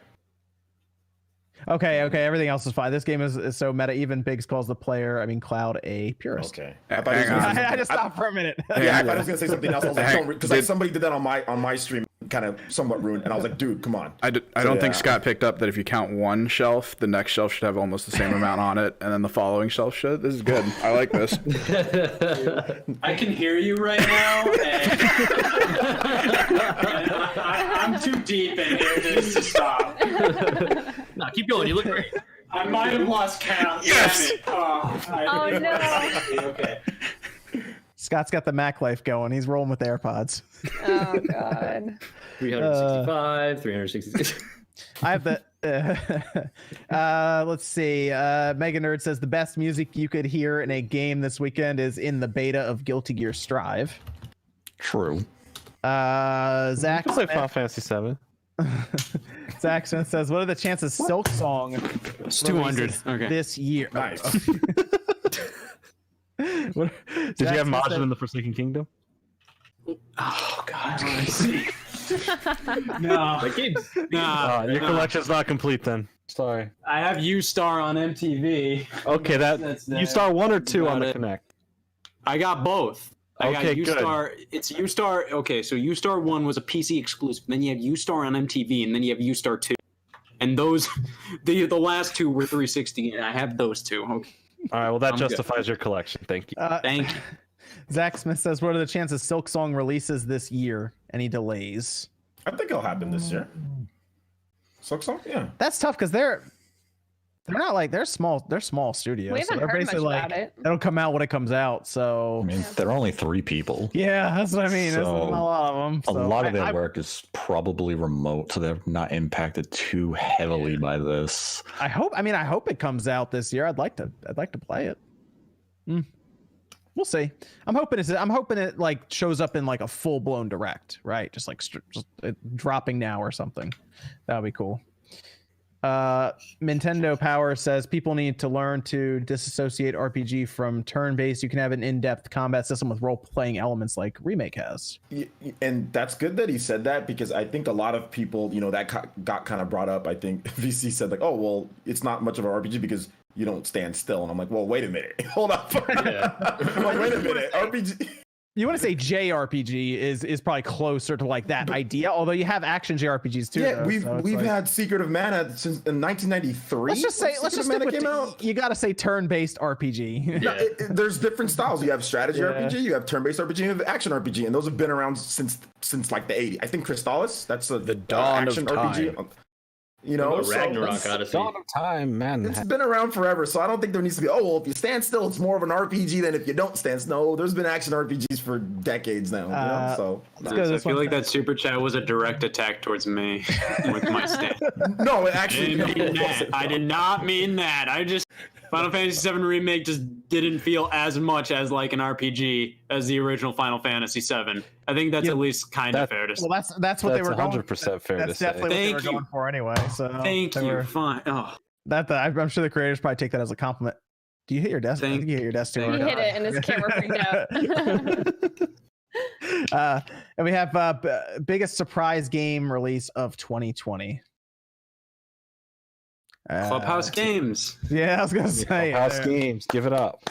It seems to be like any game. Like it's a surprise than anything. So, you know what? If Halo Infinite comes out this year, that'll be a surprise. It's a huge surprise. It'll be a surprise if it's actually Burnout Paradise Remastered. Switch. Hey, they pulled that release date down. No. It's supposed to be like June. I'm legitimately excited for that game. What about the remake of the $50? remake of Crysis? Yes. Oh man, yeah. If Halo Infinite comes out this year, I'll be shocked because I'm starting to get a little concerned about that game. Efnol says, "Do you think COVID-19 will affect the physical releases of Switch games coming out this May and June, like Outer Worlds, Burnout Paradise, Xenon Blade?" I think it's supposed to say Xenoblade, etc. Xenon Blade. What's the rating on that one? Yep, you're welcome. No, I think all those physical releases are pretty much. I think they're just good to go now. So they would have already been pushed. I mean, Outer Worlds already did get pushed. So and then now it's coming out with a physical copy. Michael Gibson says picked up Nier Automata Darksiders 3 for $24 thanks to GameStop's sale today. Yeah, everyone was taking advantage of this GameStop sale. I didn't even know there was a sale. I didn't either. Did not know. We'll play those after finishing Final Fantasy VII. Nier's a good pickup though. Play Nier.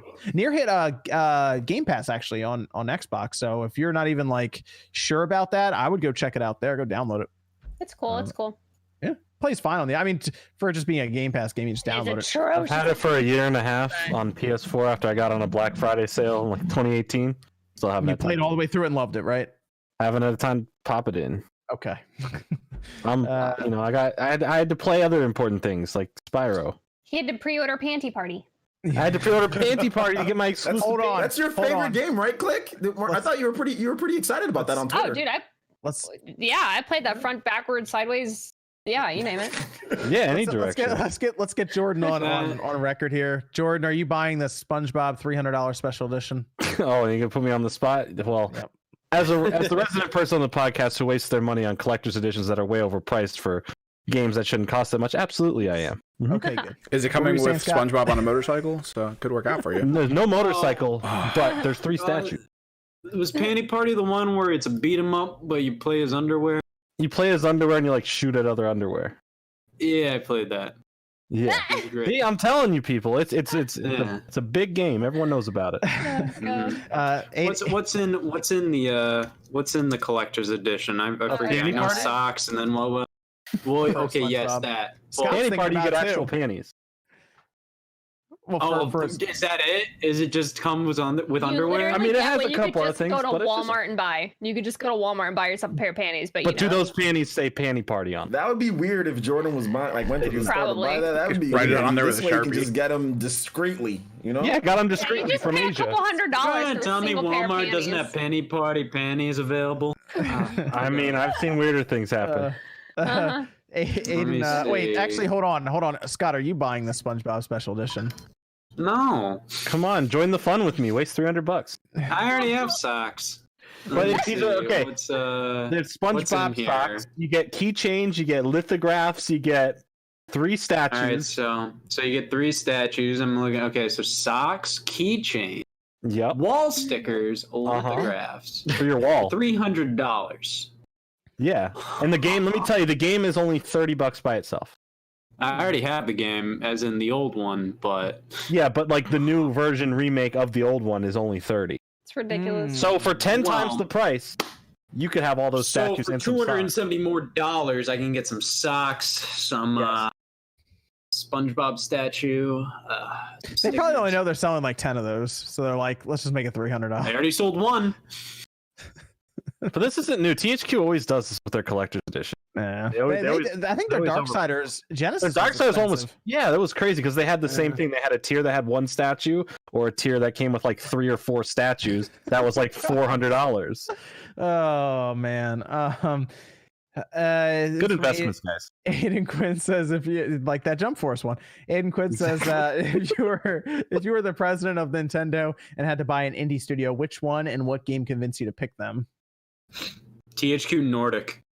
Oh my god. That's not an indie studio. It's hedge fund, sir. I guess like Platinum Games would be the one that I would pick because they're still technically indie. Jordan. That? What? I would say go buy Team Cherry. All right. Team Cherry's great. Yeah, good. Yeah, there you go. They probably, I mean, I don't know, they probably wouldn't call stun, but go get Team Cherry, bring them in. I'm trying to think of any studio that would do well with Nintendo's IPs. Shinin. Yeah. I was gonna say like the guys who the Fast RMX guys, they'd be good. And Taurus is very Star Tropicsy, right? Taurus is actually pretty good. I like Taurus a lot. It wasn't super long, but I really enjoyed that game. It looks really cool too. So yeah, maybe. I mean, like Yacht Club, maybe them. The Axiom Verge dude, maybe. Yeah. I'm just like, I don't know. Like I almost kind of want them to keep their independence because like they do some good stuff like creatively, and I'm kind of like that's why I had to kind of think where it's just like, would I rather them work on Nintendo IPs or do their own thing? So it's kind of like don't know about that. You know why? That's why I think this question's kind of weird because there's no need to take over a whole company. If you want a game from them, just pay for a game from them and then like let them go on their way after. There's no need to actually buy them. Nintendo very rarely buys anybody. I mean, when was the last time? I think it was Monolith Soft.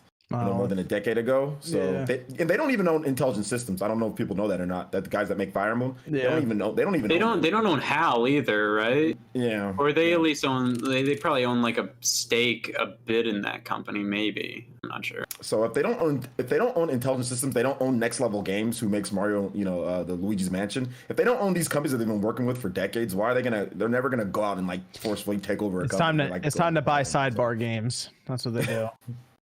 Go take over ownership of Golf Story. When's sports? What is it? Sports Start? When is that coming out? That's not. We don't have a date on that yet. And then King of DMC says Resident Evil 4 on Wii is the only version I can play. The pointer controls were just so good for that game. That's accurate. Yes. Alcatraz says, "Where is my Stubbs the Zombie remake?" Oh, that was actually a weird game on the original Xbox. That was. Do you guys remember playing that with the one? Halo engine? Yeah, I remember that. They added on the box. Halo engine. Oh, Maybe so THQ weird. Nordic can. Very take care of that interesting one. game. Yeah. Oh man. Okay. All right, Jordan. So $300. Yes. You could have gone for the $150. Okay. Let me. But there's see. only Okay, one ready? statue in there. Okay. Yeah. I'm okay. There we go. Okay. Perfect. So, Yes, I can see. Socks. Okay. Yeah. Red Okay. socks. Thank you. So, for the $300 one, you get keychains and 2 extra statues. Is that a touchscreen? No. Oh, I thought that's what you were doing. It looked like you were touching. Yeah, it looked like it. No, I just like to go about the worst possible way of doing this. Oh no, I was okay. If the conclusion is I'm an idiot with the money I'm going to spend on it, then yes, yes. I Yeah, understand. well, for $150 extra, you bought keychains and two stats. Damn straight I did. Okay. Because I'm gonna make that video saying I'm the idiot who bought the $300 collector's edition of SpongeBob, and all I got was a pair of socks. Although you rolled the dice on that Final Fantasy VII Remake one, Jordan, and it actually looked pretty nice. It's great. Yeah, that statue quality is incredible. It actually and it's really big good. too. It's like legitimately. So huge. sometimes you buy a Jump Force, and other times you buy a Final Fantasy VII Remake. It all equals out. I get the SpongeBob, it's I get the Cyberpunk, it's woo, so. Oh yeah, I bet you the Cyberpunk one's really good. Yeah, and that one's like what, $250, I think. Yeah. That's less than SpongeBob. How do you feel about that? I feel fine. I feel fine. I feel good, Okay. Let's go over to Crysis. Crysis Remastered got announced. It's coming out summertime, apparently. Coming to everything: PC, PS4, Xbox One, and Switch. So now, if anyone asks, can the Switch run Crysis? It can. Was anyone familiar with the original Crysis from the PC? Yeah. Okay, good. Because I remember playing it back in the day and enjoying it, and then Warhead came out and helped fix it up a little bit. But now it looks like they're going back and they're remaking or remastering. They already did it once. I thought they got the new engine for 2, and then they decided to redo 1 in that engine On the 360, right? on the 360. Yeah. Yep. So I guess this is going to be in their newest engine, because they talked about using all kinds of stuff, including software ray tracing, which is interesting because they've been showing this off for a while, and I guess they're going to try to include it at least with the PS4 and the Xbox One version. But now people are wondering if the Switch is going to in some way have some sort of software ray tracing with it, which would be ridiculous. Anyone excited for Crysis Remastered? I'll be getting it either way. I'm weirdly looking forward to picking it back up. I didn't think so, but then I was like, I kind of want to play it again. So I just want to see it on that. Like, I do, like, what part of it is me like, I want to see this thing on the Switch. Okay, that's how it is with a lot of stuff. Like Witcher 3, I want to see that on the Switch. Let's see how this works. That's kind of how I am. I'm gonna get the game on the Xbox because it'll be at some point it'll be discounted. So I'll get it on Xbox One X and I'll play it there. But I just kind of want to see how it runs and how it looks. You thought Cooking Mama was heating up systems. Yeah, everyone got Cooking Mama, right? Everyone bought a copy. I wish I did if I would have known. I bought it. You can buy it on their site still, Jordan. The physical? Yeah, you can order it. They just shipped mine 2 days ago. It's until the lawsuit or whatever stops them. They're doing it. They don't care. What's the key? Somebody put the website link in the chat, please, so I can buy a copy. Wait, so I'm confused. Can you explain for people? Can you explain exactly what the lawsuit is for? Was it actually were they actually mining? There were two. No, they weren't mining. The whole thing was people were trying to figure out why it got pulled from the eShop, and then it came out that it was doing some weird stuff to people's Switches, where it was like heating them up and like making them work extra hard and crashing them. So then there was this interview that was found where they talked about blockchain theory and stuff in the game, which meant, and it's an interesting idea because it meant that they could have done something like assigned a unique code to every game copy sold, including digital, which means that a digital copy would have retained some kind of value that would have enabled you to do things with it, like trade it in even.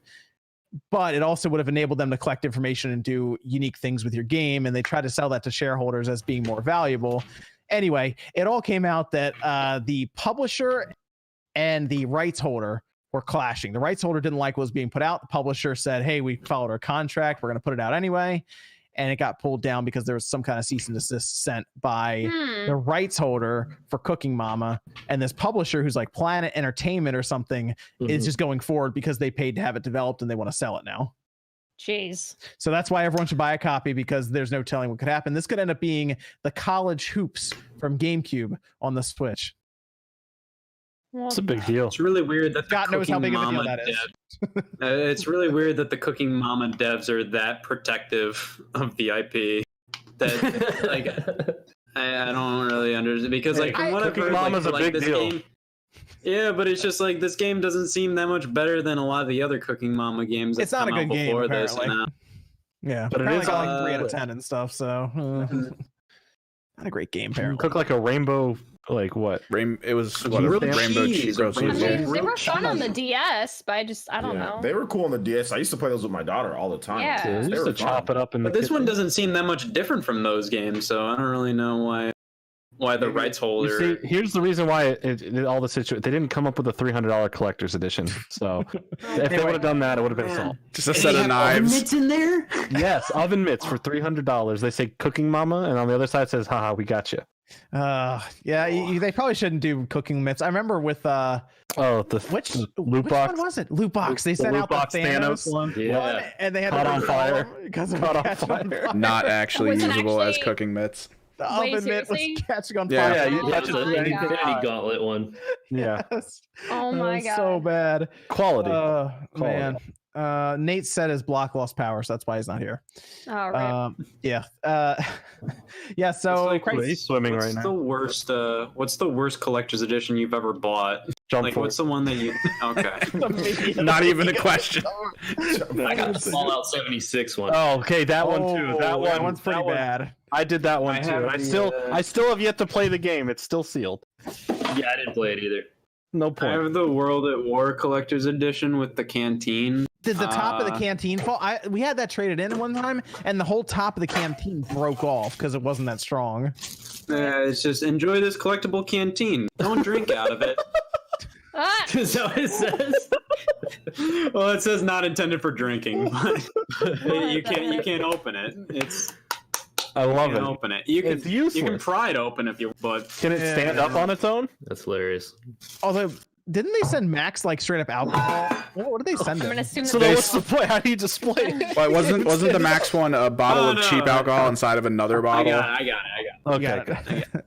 Yeah. So man, it's that's good collect. Yeah. So Crysis Remastered summer. We'll see more about it. I got to see gameplay and everything running on it. I think I'm going to get it on PC and then I'm going to get it on the Switch. Mostly just because I want to see it run on the Switch. And then PC because, well, I might as well actually use this RTX card for something. Well, I mean, if it's software based, it should just be. Whoa. Yeah.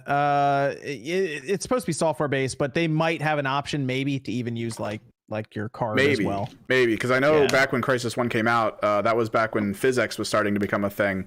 And then the company was approached by PhysX to try to make that work, and they were like, no. And they just put it into the Game 4 quad-core processors, which are starting to become a thing. So they might just be like, nah, screw RTX. Let's move over to the PS5 for the last topic. We're done with Discord questions, Evan? Yep, all good. Okay, and then we'll finish up with any of the super chats we have left over as well. And I saw some on Streamlabs I'll get to also. Let's go to the PS5 report from Bloomberg. The PS5 apparently is continuing to have some struggles in development, but it does look like they're going to release this holiday, but it won't be as many as the PS4. I'm not surprised to hear that because they also mention a pricing of either $500 or $550 for the PS5. And I question the Series X being even less than the Series X might be a $600 system with what's been described in that thing. I have a question. Do you think that the marketing build up to the PS5 would be as weird as it is, even without everything going on in the world right now? Because like even last year, they were still really weird about it because they just did like that investor meeting thing where they were just like, yeah, we're working on this. There it is. And then like a year like they just show the logo. Yeah, I think so. And stuff like that. There's a lot of it's really weird. There's a lot of weird rumors around the PS5 right now in its development. There were rumors that it was supposed to come out last year, and then they kind of screwed things up. And it's hard to say right now because like we don't even know what the thing looks like, and we just keep hearing like secondhand knowledge on it. But to be fair, we now know about as much information as we did when the PS4 was revealed, as in like the first 20 minutes of the PS4 reveal. We know about as much as we did about the PS5 now that we did about the PS4 then, because the PS4 the box wasn't revealed until E3. Yep. And that was a big deal. That was a big deal. And at least now, like, it just feels like we're just desperate for scraps. Yeah, well, the big difference then is they showed us the controller on stage, which we know what the controller for the PS5 looks like now, but they also showed us like 8 games. They were just showing us games. They showed us like Drive Club, which we were like, whoa, there's rain on the cars, right? It's like but then they showed us, I think Ratchet and Clank was another one. Killzone. No, I think Ratchet and Clank was like a year later. They had Killzone, Infamous. Yep. That's what it was. Yeah, like Deep Down. Oh, I love that game. They had a few other. Yeah. It's awesome. It was a good one. Dark Souls. They turned into Dark Souls, right? Yeah. Oh gosh. Yeah. Infamous looked ridiculous as well, but they showed some games that actually showed like, okay, this looks a lot better than the PS3. I understand why I should buy this. At the very least, I would have liked tech demos by now, because the only tech demo they showed for this thing was behind closed doors. Yeah, shaky you cam know? footage. And, like, we only saw it. So it's just like, at least show us, because like I remember during the PS4 reveal, they showed like this Havoc engine tech demo where all these like blue balls just fell on the floor, and there was like millions of them. Like, at least I would have at least liked that so far, but it's just like, you know, it's just really hard for me to get excited over anything next generation right now. Many games. Well, yeah. Many games. I mean, like at the very most, like the DualSense controller looks interesting. It's interesting that Sony is. I'm very happy that Sony is actually taking steps to, you know, evolve their controllers, because for a while there they didn't. What do you think about that two-tone design? It's different, but I'm not opposed to it. You think it's strange that they have like this two-tone design as like a default? Usually, default controller is just like just one color. That's it. Like, it doesn't look like that. Yeah. Well, that implies that the PS5 itself is going to be like, it's going to ship with a white design first off. And that's, you know, that's pretty different for Sony, because usually they reserve like the white designs for special editions. But I'm open to it. You know, I think I like matte. If it's going to be a glossy console, then sure, a white color would be fine. If it's a matte color, I would prefer black. Yeah, like they had some pretty good mock-ups of the controller was like all black, and like the symbols, like the circle, the circle, triangle, they were all colored, and it looked good. So I'm like, yeah, I kind of want that. Yeah, those definitely look a lot better in the box. Yeah. It was just something. I think it's just, you know, I'll get used to it. It's just kind of different from what I expect from PlayStation at this point. I think that's kind of the core thing. So limited supply is the word, and around 500 seems to be the new expectation for pricing. But I do want to say, if you read the article, it says that they have developers who are attempting to guess the price of 500 to 550. So like, I still wonder, it's like, that's not anyone who would actually make the decisions on the price. They're just looking at the specs in front of them, and they're like, I think it'll be 500 or 550. So like, I think that's something to keep in mind, because Sony could do something crazy and get it out at 400. You never know. I don't know, man. You never know. They could, but it seems like they'd be taking significant hits if they did do something like that. They're in a weird spot, because it sounds like Microsoft's going to have two systems. Yeah, they're in a tough. I think that's why they're acting kind of weird right now. Honest, I think they're looking at the competition. They're seeing, obviously, with the PS4, the Wii U was not in the same situation. Xbox fumbled out of the gate. They kind of cruised for, you know, what they sold, but this will be the most resistance that they've had for a while, right? So I think that's making them kind of be a little jittery, along with the whole production and the CV stuff that's going on, you know? I mean, like, I just think there's just a combination, I think, that's making them be weird as hell. Yeah, it's different than last time, definitely. It's different. I honestly, with everything going on, I would prefer if they delayed it till like sometime next year, mid next year, even fall, because it just does not feel like they're ready at all. They're not going to do that, because the one thing that I learned, at least from a couple people that I've talked to, is that Sony really felt that the problem that they had with the 7th generation was that lead start that Microsoft got, that year head start. So if you leave, so if you leave Sony to just be there for this generation, that's 360 put out a thing that barely ran. It blew up. That thing blew up, man, and like, but people still bought more of them. But I mean, so I think that's the one thing that Sony I know is scared of, and they've also made comments, their executives, about how they got to start watching Nintendo a bit more too. So they also made comments about that as well. Like, they can't just leave like the Switch unchecked. So I think that I think they feel that they have to get it out this year, you know. But yeah, a delay would be. Obviously, it would probably be. I mean, if they could, they would do it. But I don't know if they want. They don't want Nintendo and Microsoft to have a whole holiday by themselves. That wouldn't be ideal for Sony. They're probably thinking that. I would think. They just got to have a good launch title. Like, they got to have at least. I think they got to at least have like 2 good launch titles. The Last of Us. Do you remember the PS4? Did that even have a good launch title? Killzone Shadowfall. You didn't love that, Scott? I played it for 30 minutes. I mean, I'm hoping like I'm actually a little concerned, because if, let's say, Blue Point's remake is Demon Souls, I'm a little concerned that's not like a great launch title for the PS5 if it's depending on something to push. It's not. It's a remaster. It's literally just like I don't imagine them doing anything other than just it's gonna be Demon Souls again. Okay. Let's say it's Demon Souls, right? But let's say they did something wild. Let's say they actually got the license and they remade Metal Gear Solid. There'd be some hype there. There'd be a hype factor there. Yeah, if that was like on the same level as something like, you know, FF7 and the Resident Evil remakes in terms of quality, in terms of like how much like effort they're putting into it. Not necessarily like, I mean, they could do a full on reimagining, they could make it more of a remake, whatever. That would be huge because like, you know, the last Metal Gear game that we got was Survive. So it's just like, you know, we're gonna forget about be that. Ready for that. Yeah. When was that? 2018? Was that 2018? I tend to forget. If they did that and then like let's say Spider-Man 2 gets unveiled, Horizon Zero Dawn 2, maybe that's a launch title. Like they could throw some stuff at it. New Gran Turismo for car racing because Gran Turismo just took a break this generation. Yeah. Maybe it was not good comparative to like, you know, my favorite was 5 to be totally honest with you. That's the thing. This entire generation has been weird because so many franchises that were like staples of every video game generation, they just kind of took a break this generation in a lot of cases.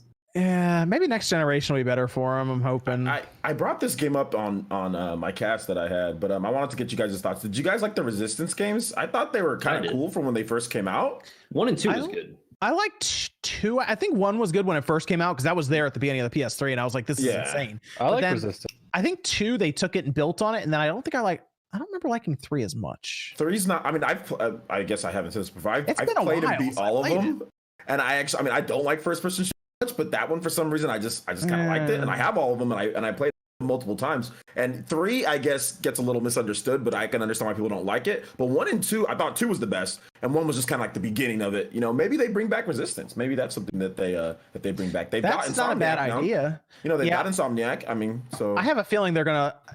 I think when they show the PS5, I think they're gonna show all those games, and then they're also gonna show like a Ratchet and Clank game most likely. Spider-Man 2 will probably be shown. There's been rumors about Spider-Man 2 now with some pretty wild stuff. I don't know if it's real or not, but it looks. Jesus, so what? You're saying 3 Insomniac games? Yeah, dude, I'm telling. They bought them for a reason. Oh my god! Yeah, but they're capable of making 3 of those. Those are big games. I mean, they've made 3 games at a time before. I think at one point they had 2 VR games in development while they were working on Spider-Man. Yeah, but it's just like Spider-Man is a huge thing. Yeah. And honestly, Ratchet and Clank is still pretty big, and Resistance on the same edge. I feel like if anything, we'd get 2 of those at once. Yeah, because Ratchet and Clank, even at once, just maybe Ratchet and close Clank's to each other. been rumored as well as that'd be nice. As coming. That'd be nice because we only got the 1 this generation. That one was good. That one was really good though. I did like it. I think a lot of fans don't like, or they're a little iffy on it, but I really liked it. I thought it was. It doesn't fit with like the new type of base with PlayStation 4. I think it fit well with PS2, but like obviously like The Last of Us and games like that are the more popular games for PS4s. Most of PS4s. Definitely, yeah. So listen. Scott, I've had to ask everyone here this before. If we're coming up on the launch of these systems at the end of this year, the Series X and the PS5, which one are you buying if you can only pick one right now? Well, let's see. Well, I primarily played the PS4 this generation out of the 2. I really don't like the Xbox One user interface, and the Xbox Series X is the exact same user interface. That's the thing. I mean, like, I mainly was 360 back during that generation, and then I switched over to PS4. Tough. I mean, at the moment, like, I'd probably go with, because, like, that's the thing. If you asked me that before they revealed the controller for the PS5, I would have been just immediately like Xbox Series X. What? Why not? I like what they're doing with backwards compatibility more with the Xbox Series X. I mean, like, the PS5, they specifically confirmed most PS4 games are going to work on it, right? Yes.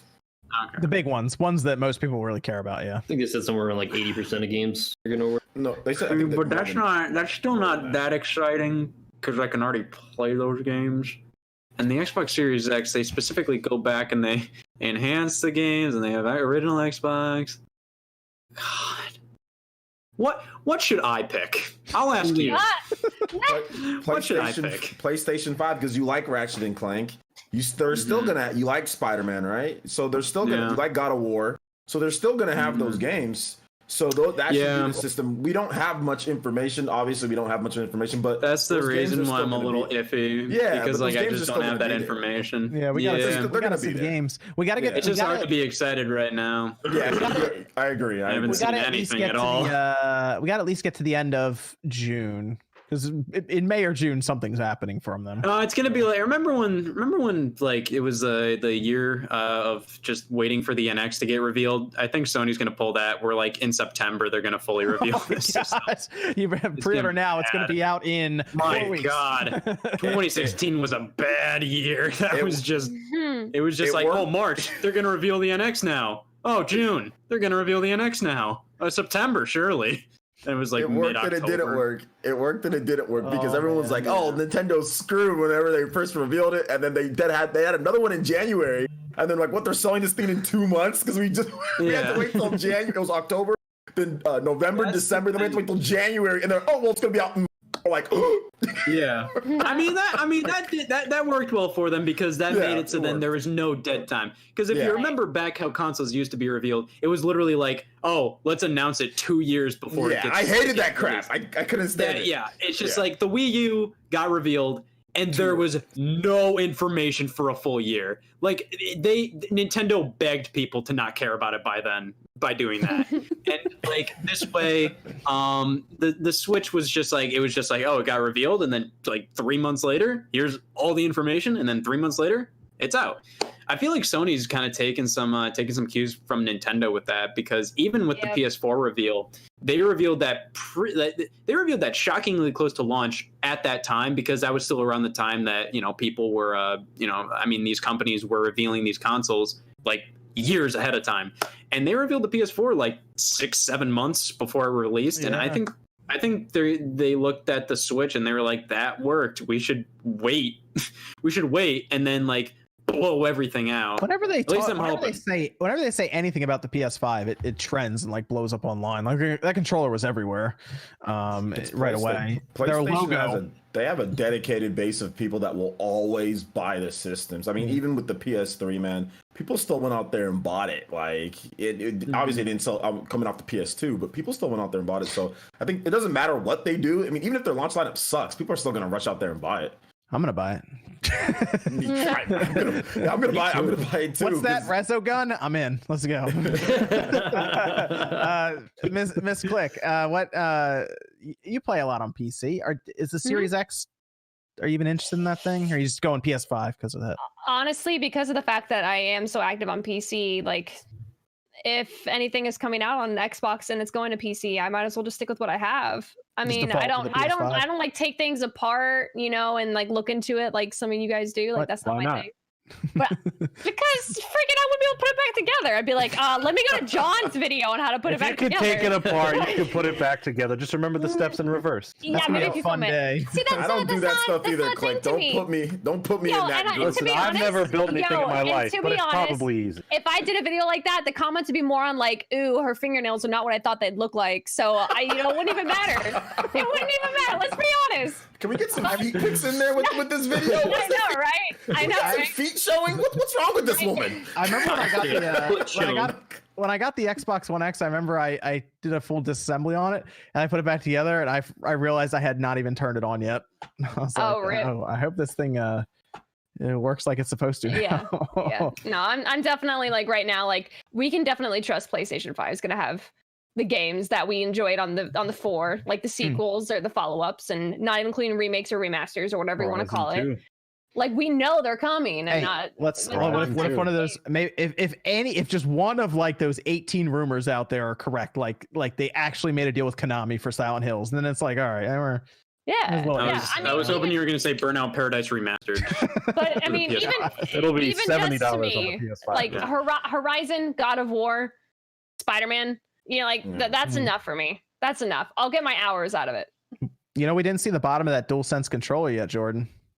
We did not see the bottom of it. What could be there? God. Oh, I don't know. No, there could be They're pulling out. Oh, there could be a heart rate sensor under there. Oh, I hope so. I really want to know how my Measures heart. biometrics. Yeah. Yeah, I mean that's how much? important How stuff. much is it gonna cost? I'm thinking 75. The controller, yeah, I think about 75. Yeah. I think that's a good. I think 75 is right. I keep forgetting the controllers are now like 65, or like the DualShock 4 is No like one ever 65. buys them for that price. They're always like, you always Yeah. find them on sale for like 40, 48, unless you're like a dummy like me and buy like the purple controller for 65 straight. Oh, up. there I was bought like the this purple weird like controller for 40. I got there was like they had this this DualShock 4 PC adapter kit that came with like an adapter for the PC and then a DualShock controller. They're on clearance for like $30. I was just like, well, Oh, might yeah, as they got all well. kinds of colors now. I mean, it works on the PS4. So that was simple. Let's see. Let me go back to the super chats here. David Valdez says, "Shout out to OJ. Just completed my N64 loose cart collection this week. Although GameCube had quality games, the N64 was revolutionary, therefore making it a better system. Super Mario 64 blew the PS1 games out of the water." That's not what makes the system better. The overall library of games makes the system Right. better. I Not feel like- revolution. I feel like that's like Revolution. claiming the first cars ever built are better than current cars Yeah, today. it's like a Model T. Is a Model T better than a Ferrari or something like that? Like, Listen, it all comes down to this. Does the N64 have a handle? No, and here's the thing. I will give N64, yes, like the way that games are built modern, like with the cameras. N64 was like the really like Z targeting, Yeah. right? Look at how many people use Z targeting from Ocarina of Time. That started on there Yes. before developers. You had Tomb Raider. You ever play Tomb Raider on PS1 where you're sitting there and you're rotating like in a box, like or whatever? it's not as Like, good. Yeah. There was no Z targeting. She jumped all weird. Like nobody had any idea how to do cameras, you know. So N64 did that, but the GameCube took everything that N64 did and just said, let's make it better. Everything was just better, more variety. Let's get RPGs. Let's get everything. Yes, there's the impactful games like Perfect Dark and all that, but if you go back and play those games, they don't play that well right now. You can play Time Splitters 2. You can play Red Faction 2. You can play the shooters that were not as influential, and they actually play better than what the N64 had. And even that was, you were even saying that when it happened. Like after you played Red Faction or Time Splitters, you're like, damn, this is kind of like better than like Odd Job, getting like screwed by Odd Job all day and going on, you know, like Oh, when I was playing those. I see opinion. Dashy with the big $100 super chats in there. Yeah. Hey. Double one up. Yo. Hey Dashy. What up, Dan? What's up? Yo, thank you. I saw you guys interacting there on Twitter, Scott. You and Dashy gonna work on a collaboration here, man? That was the first time I've ever talked to him, Okay. but sure. But I like him. He's a nice guy. Oh. Oh, this is This is Oh, Yes. So apparently we gotta send you that now, Scott. That's $300 for That's what it's Scott. for. Well, I was like, what's No. well, a good chunk of it's going to No. Google. Let's be real. here. Scott, Chris, You have to join me in owning this. You is have to funny own now. this with me. No. this is actually funny now. No. You could be $300 sock owners with me. When is Like, we that? could have our own private food. sock club. When's that game coming out, Jordan? It's coming out in June. Scott Oh, there we Scott go. has a PO box, Yeah. right? We could just send it. No, I don't. Dashy game. Dashy says this is Dashy, so Scott can buy thank the you. Special edition. Dashy, Let me that's see. incredible. That's funny. Okay, It's cool. revolutionary. So we'll send Scott the special edition SpongeBob. This is a I big don't deal. have room for socks. I don't. I don't have room for But you this have room for thing. 3 statues. Just tack them to your wall.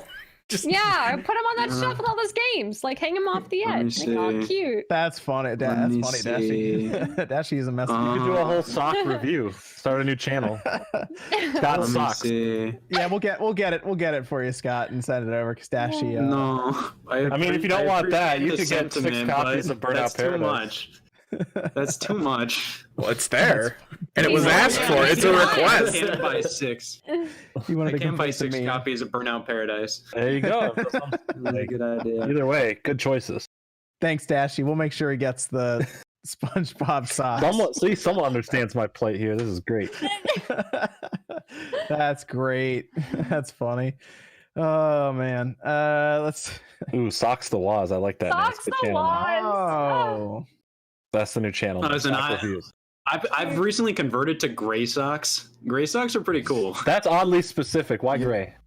I like gray socks. They look good. Look at that. I've never tried gray socks. Let me tell you the reason. Gray socks are great because they go with more things. You know what I'm saying? Like if you're wearing certain types of pants, gray socks go with a lot of stuff. You can wear it with black. You can wear it with tan. You can wear it because like this is what I go like when I go work out. The gray socks look better with all of my work, like my light blue. Fashion. It works better with more clothes. When you're working out. I mean, if you're not I don't know fashionable. why I don't like black man, socks.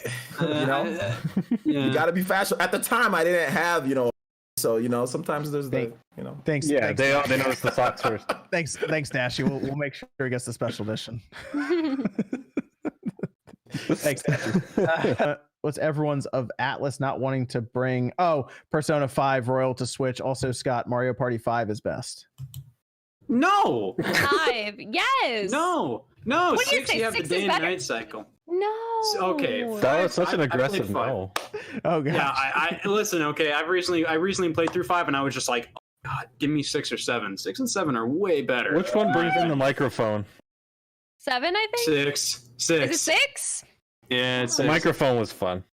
Yeah, which also makes 6 the best one. You have a day-night cycle in 6. 5, you amazing. got that top tier battle system. You got all the different stars. No, 5 is great. Where did the Koopa Kid come in? I'm gonna look this up. Damn it! Damn it! He might have been in 5. Koopa was in 5. Koopa Kid was in 5. He was in 5 story. Come on, man. I liked 4. I'm not sure why, but I remember really liking 4 when I was young. 4 was cute. That's I don't have that one personally. 7 is I like 7. 7's pretty good. That's the one I 8's picked okay. up. The one I got started getting the GameCube stuff. Where's That's the one I picked up. the one they included like the group car? Is that was 9? 9, That was and we 9. don't speak of that moment. Yeah. Yeah. That was They're going on a road God. trip. Everybody wins. Let's go. Everybody. wins. Oh no, that's not how Mario Party works. No, it is the friendship breaker. That is the other.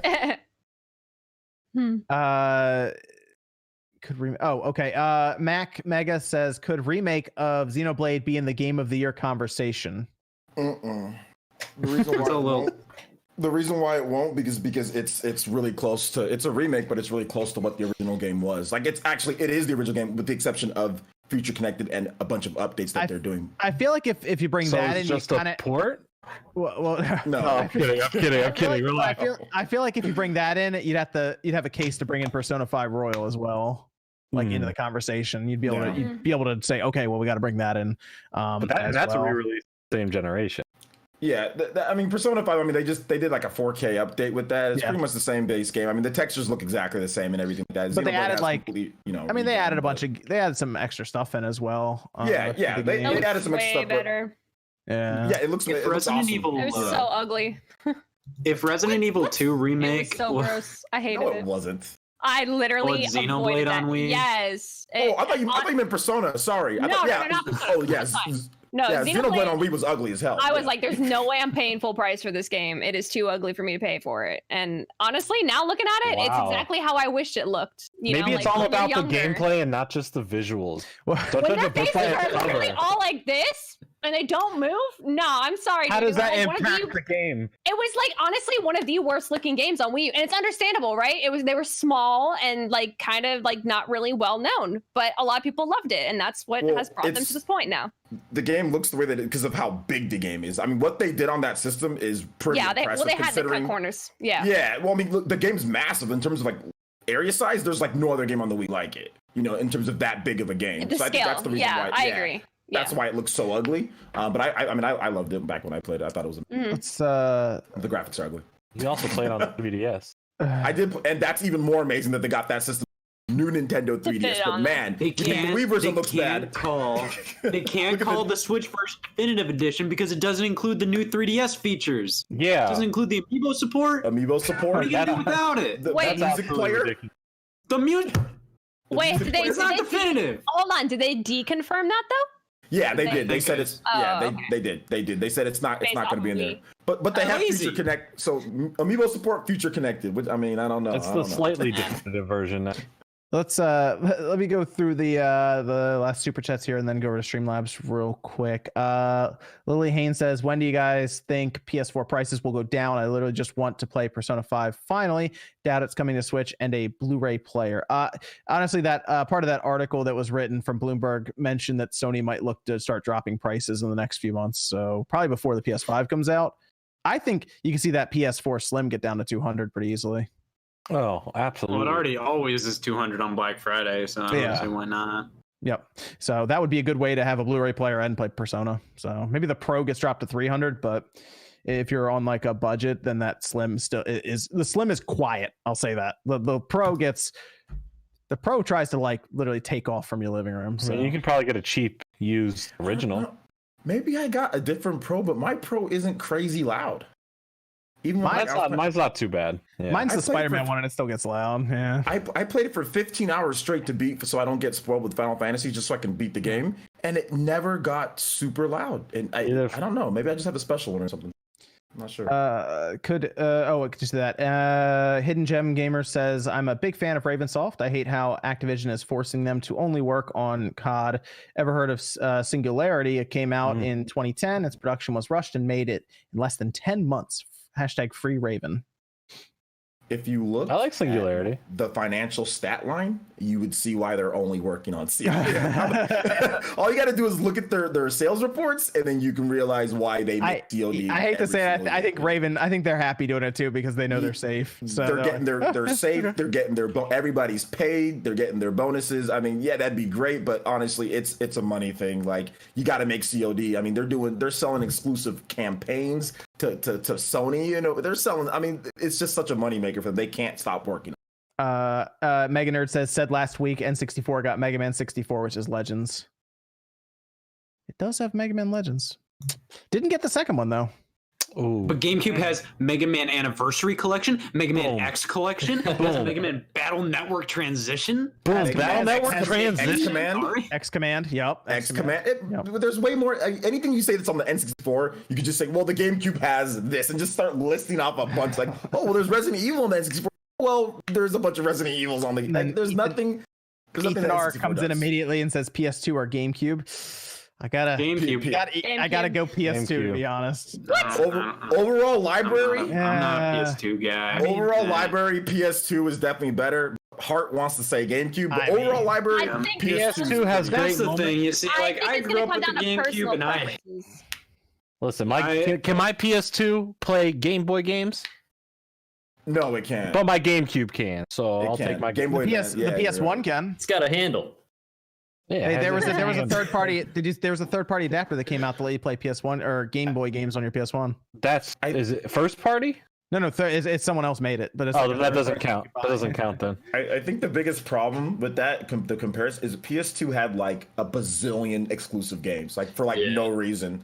Like they just got them, like Devil May Cry, you know, and like doesn't it have up to like FIFA 14 or something? Hell yeah, it does. Here we go. Here we go. Back to the shelves. But I mean, again, at that point, I think it. Yeah. Now that's a collector's edition. There. Yeah, it's in Spanish. Is that $300? Come it's in Spanish. See, it's funnier when Max does it. It's funnier when Max does it, Scott, because for Max, he just reaches off camera like this, comes back with FIFA 14 immediately. Yeah, he just has the games ready to go. Like Max, you never see when he actually grabs them. Oh man, he's a Friends, the one with all the trivia. Oh no, that's a good game. But it had all the Grand Theft Autos, it had San Andreas and all of that when it first came out. And it was like, man, and it played DVDs. It did out of the box. It wasn't a good DVD player, but it still did it. It did still do GameCube had Pac-Man World 3, which was also on the PS2, but still. And I think another problem with the GameCube was great. Trust me, I love my GameCube. But another problem is that people were really starting to get into online.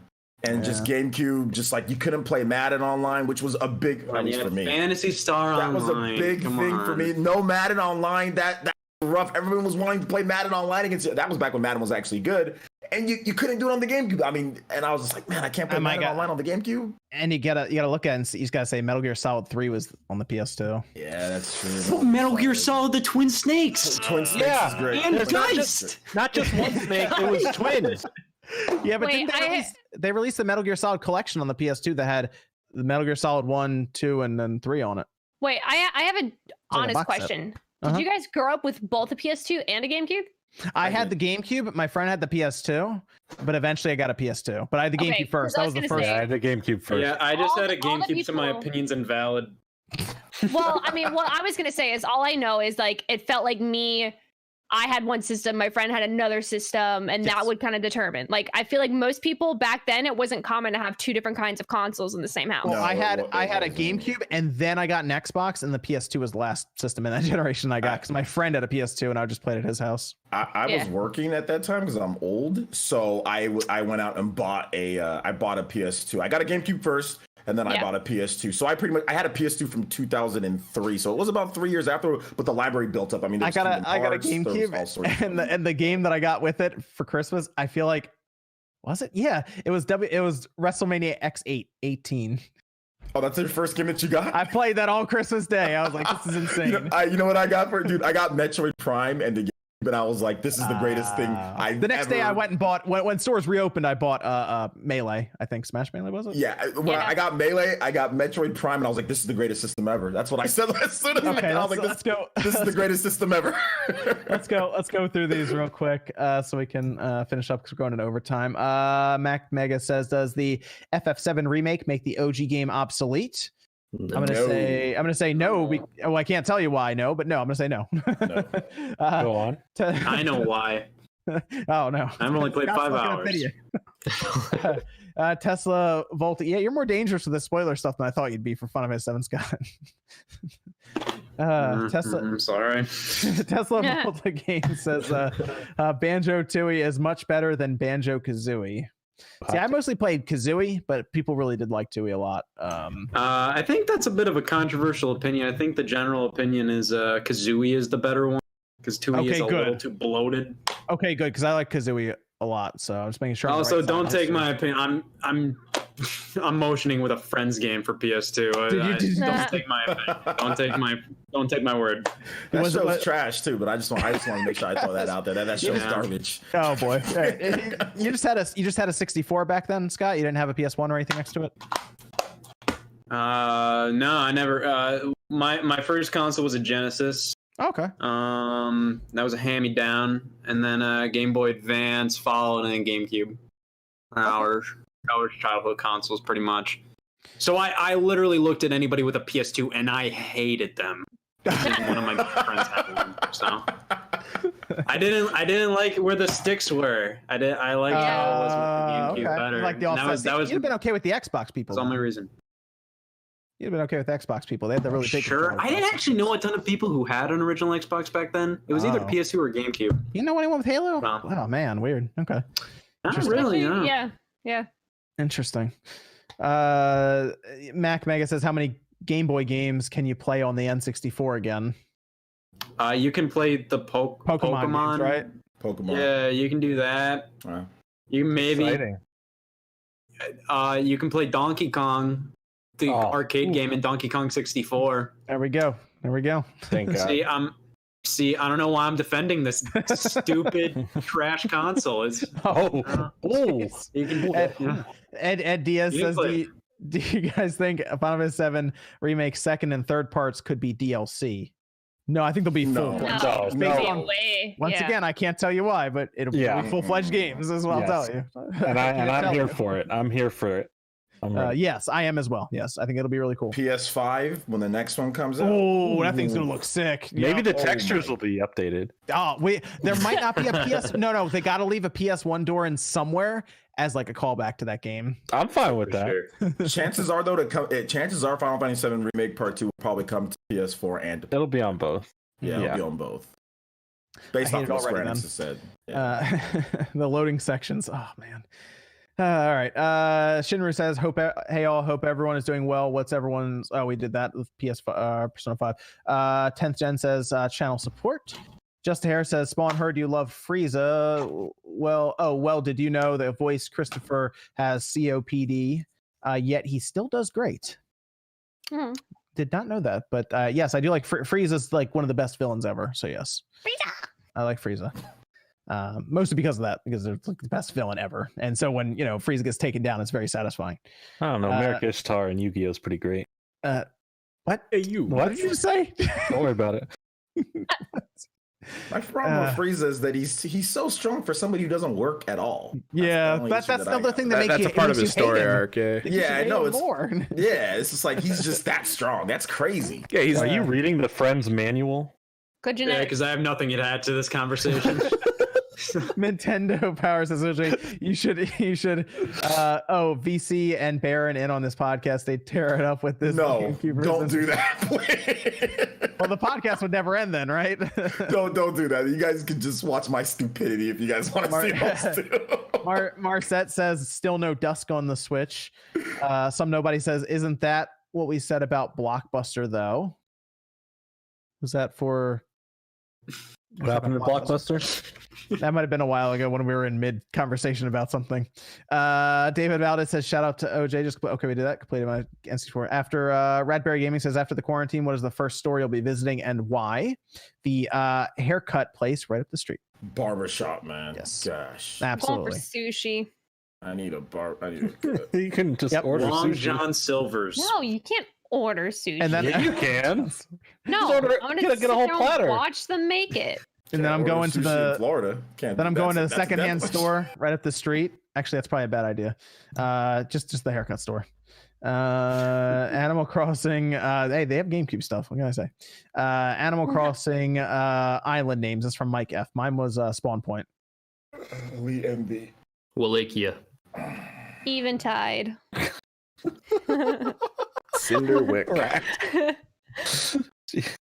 Well, Scott's yours was Five Below. Yeah, okay, that's what I thought it was. Where you get hammers from. Yeah. I wanted it to be Sonic Drive-In, but there wasn't enough spaces, And so I settled on Five Below. When they let you choose, they show you all those dots. I was like, wow, I can make a really long name, and then it just goes the whole way across when you type like 5 letters. Damn it. Oh man, I think it's longer than it was in older games, though.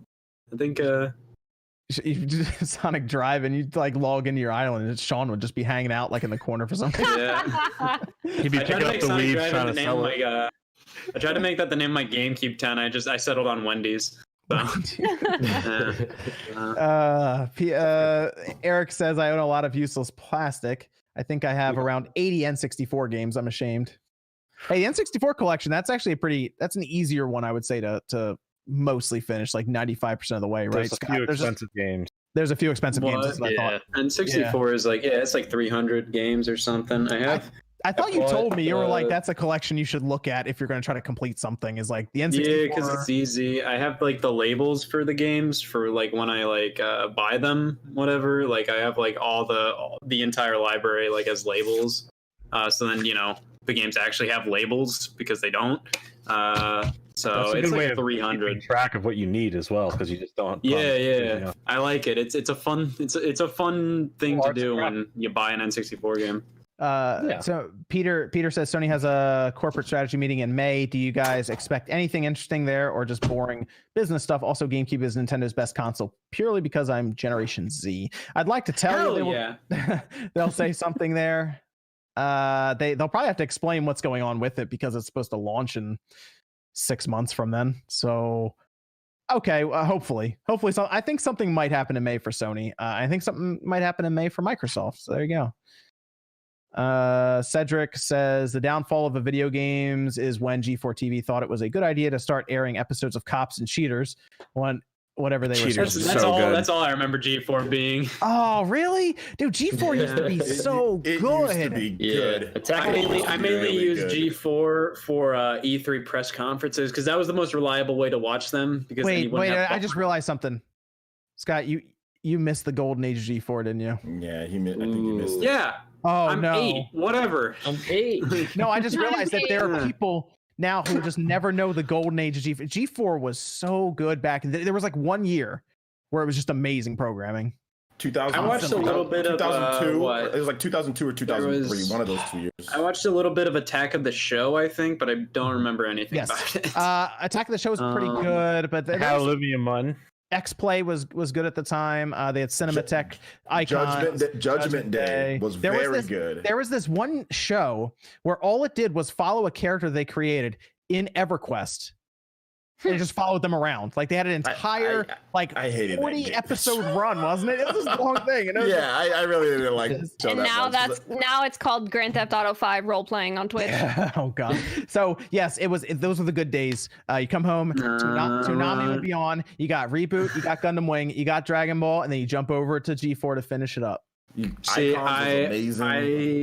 I discovered G4 around the time I was just like, I'm a video game fan. I should watch G4, and all that was on there was cops. Yes, they ruined that channel. They're gonna do when they come for you, right? They ruined the channel. Yeah, they ruined that whole network. Yes. When it was good, it was good.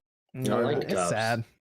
It's It sad. is kind of sad. YouTube replaced it either way, though. They had Arena before esports got big. You know what I'm saying? They had Arena. You guys remember Arena? Yeah. Remembers Arena? Okay. Oh man. And then Original 8-Bit says, what about a Mario Battle Royale using the Mushroom Kingdom as the map, maybe using the weapons and characters from Smash? If they had like a Mario Kart Battle Royale, that'd be cool. That'd be ridiculous. It is. It's called Balloon Battle. 100 players, Mario Kart, massive like donut going around like a lava level. I actually recently played Mario Kart 8's battle mode on the Wii U recently. I forgot how absolutely garbage that was. That was so bad. The tracks were horrible. Yeah. And they picked the word. They had Yoshi Valley. Like, what was the matter with them? That was ridiculous. Oh man. Jeremy Novak just says, Scott, love you. Codizzle says, picked up Hunt Showdown finally. That game needs more love. Have any of you played it? I have not. A little bit. Rax apparently awesome. Has. I love that game. Hunt Showdown. Okay. Nope. Barbara says, misclick, slap Evan for being thirsty for SpongeBob. What? Yeah, I don't know. I don't know either, but Evan, why are you so thirsty for SpongeBob? Jeez, all you've been talking about all night is this $300 collection. I think he's confused me with you, Fringe. Me? Who Maybe. am I? I ain't never said nothing about no socks. Shut up, Fringe. Remington says, Scott, why do you resort to Overflow instead of collecting PS1, PS2, Saturn, and Game Boy Advance? What? Why do you resort to Overflow? Why do I resort to Overflow? I can't. Oh, because of my game collecting video. I said, I kind of have most of the stuff that I kind of wanted when I first started collecting games. So I said, like, everything that I buy now kind of feels like Overflow. I don't know. I'm just PS1 isn't just that interesting for me to collect right now, so I'm kind of just like I just kind of buy whatever it like. It's just like, oh yay, friends, and then I buy that. So I just kind of buy what I think looks interesting. I guess interesting to collect or whatever. I don't really like put my sights on one specific thing. I kind of go for a variety. And then we have Conway saying, I don't know what Panty Party is, but I need a Scott the Woz episode to tell me about it. You have one. It's called Anime Games. It was in there. Yeah, he played it. There we go. I did. Ethanol says N64 is a better first-person shooter library than GameCube, to be honest. 13 was on the GameCube. It has a more revolutionary. Okay, I would say that. Yeah. But if you go back and play the games, Time Splitters 2 is better right now than the GoldenEye on the N64 Perfect Dark. It plays better, unless you're playing those games on a different system. But Time Splitters 2, it's not as revolutionary, but you guys should check it out. For those who are saying the N64, you should check out Time Splitters. They had bots. It was a very good game. I liked it more than GoldenEye. GoldenEye was just revolutionary. That's all. Then we have 10 Car Flow says, is it a good time to buy a Wii U or GameCube games? It's a perfect time to buy Wii U games. Like, nobody wants them. They're cheaper now, yeah. Hell yeah, it is. GameCube is expensive right now. But I don't really think. I mean, if they actually start re-releasing a lot more GameCube games on modern platforms, there's a chance they might depreciate in value. But I think they're generally going to be like $10-$20 around that mark, whether like less or more for the next like 10 years or so, I'd say. Like, I don't know. I don't really think you're going to be able to get that good of deals at like most like stores or on eBay for a lot of GameCube stuff. Demolition Man says, could Nintendo make first party esports game? I mean, Splatoon was like Arms. Who? Splatoon could. It needs better like tournament organization. Like Yeah. Esports means funding. There's enough people to play, but if there's no money, people aren't going to try to fly out to competitions and all that stuff like that. Like Smash, there's plenty of people that play it, but Nintendo doesn't fund it. So, I mean, there's not going to be, it's not going to get as big as some of these other types of stuff or whatever. Just throw some pro controllers in there, right? That's a good prize. Hey, he was very happy to get his. He hugs. even though it got dropped. Yeah, then he dropped it. That's okay. And then Dashy, of course, making sure that Scott gets the big SpongeBob special edition with socks. Yay! June's gonna be a good month for cornering me here. Not only will you get your what's Dashy's PayPal? Because I'll send him $300 back. Because I refuse. HB Mento says picked up Senran Kagura Reflections after watching Scott's anime video. Hell yeah, you did. And they followed that up was saying, such a amazing thigh physics. Yeah, that was such a fun game to play with the bros.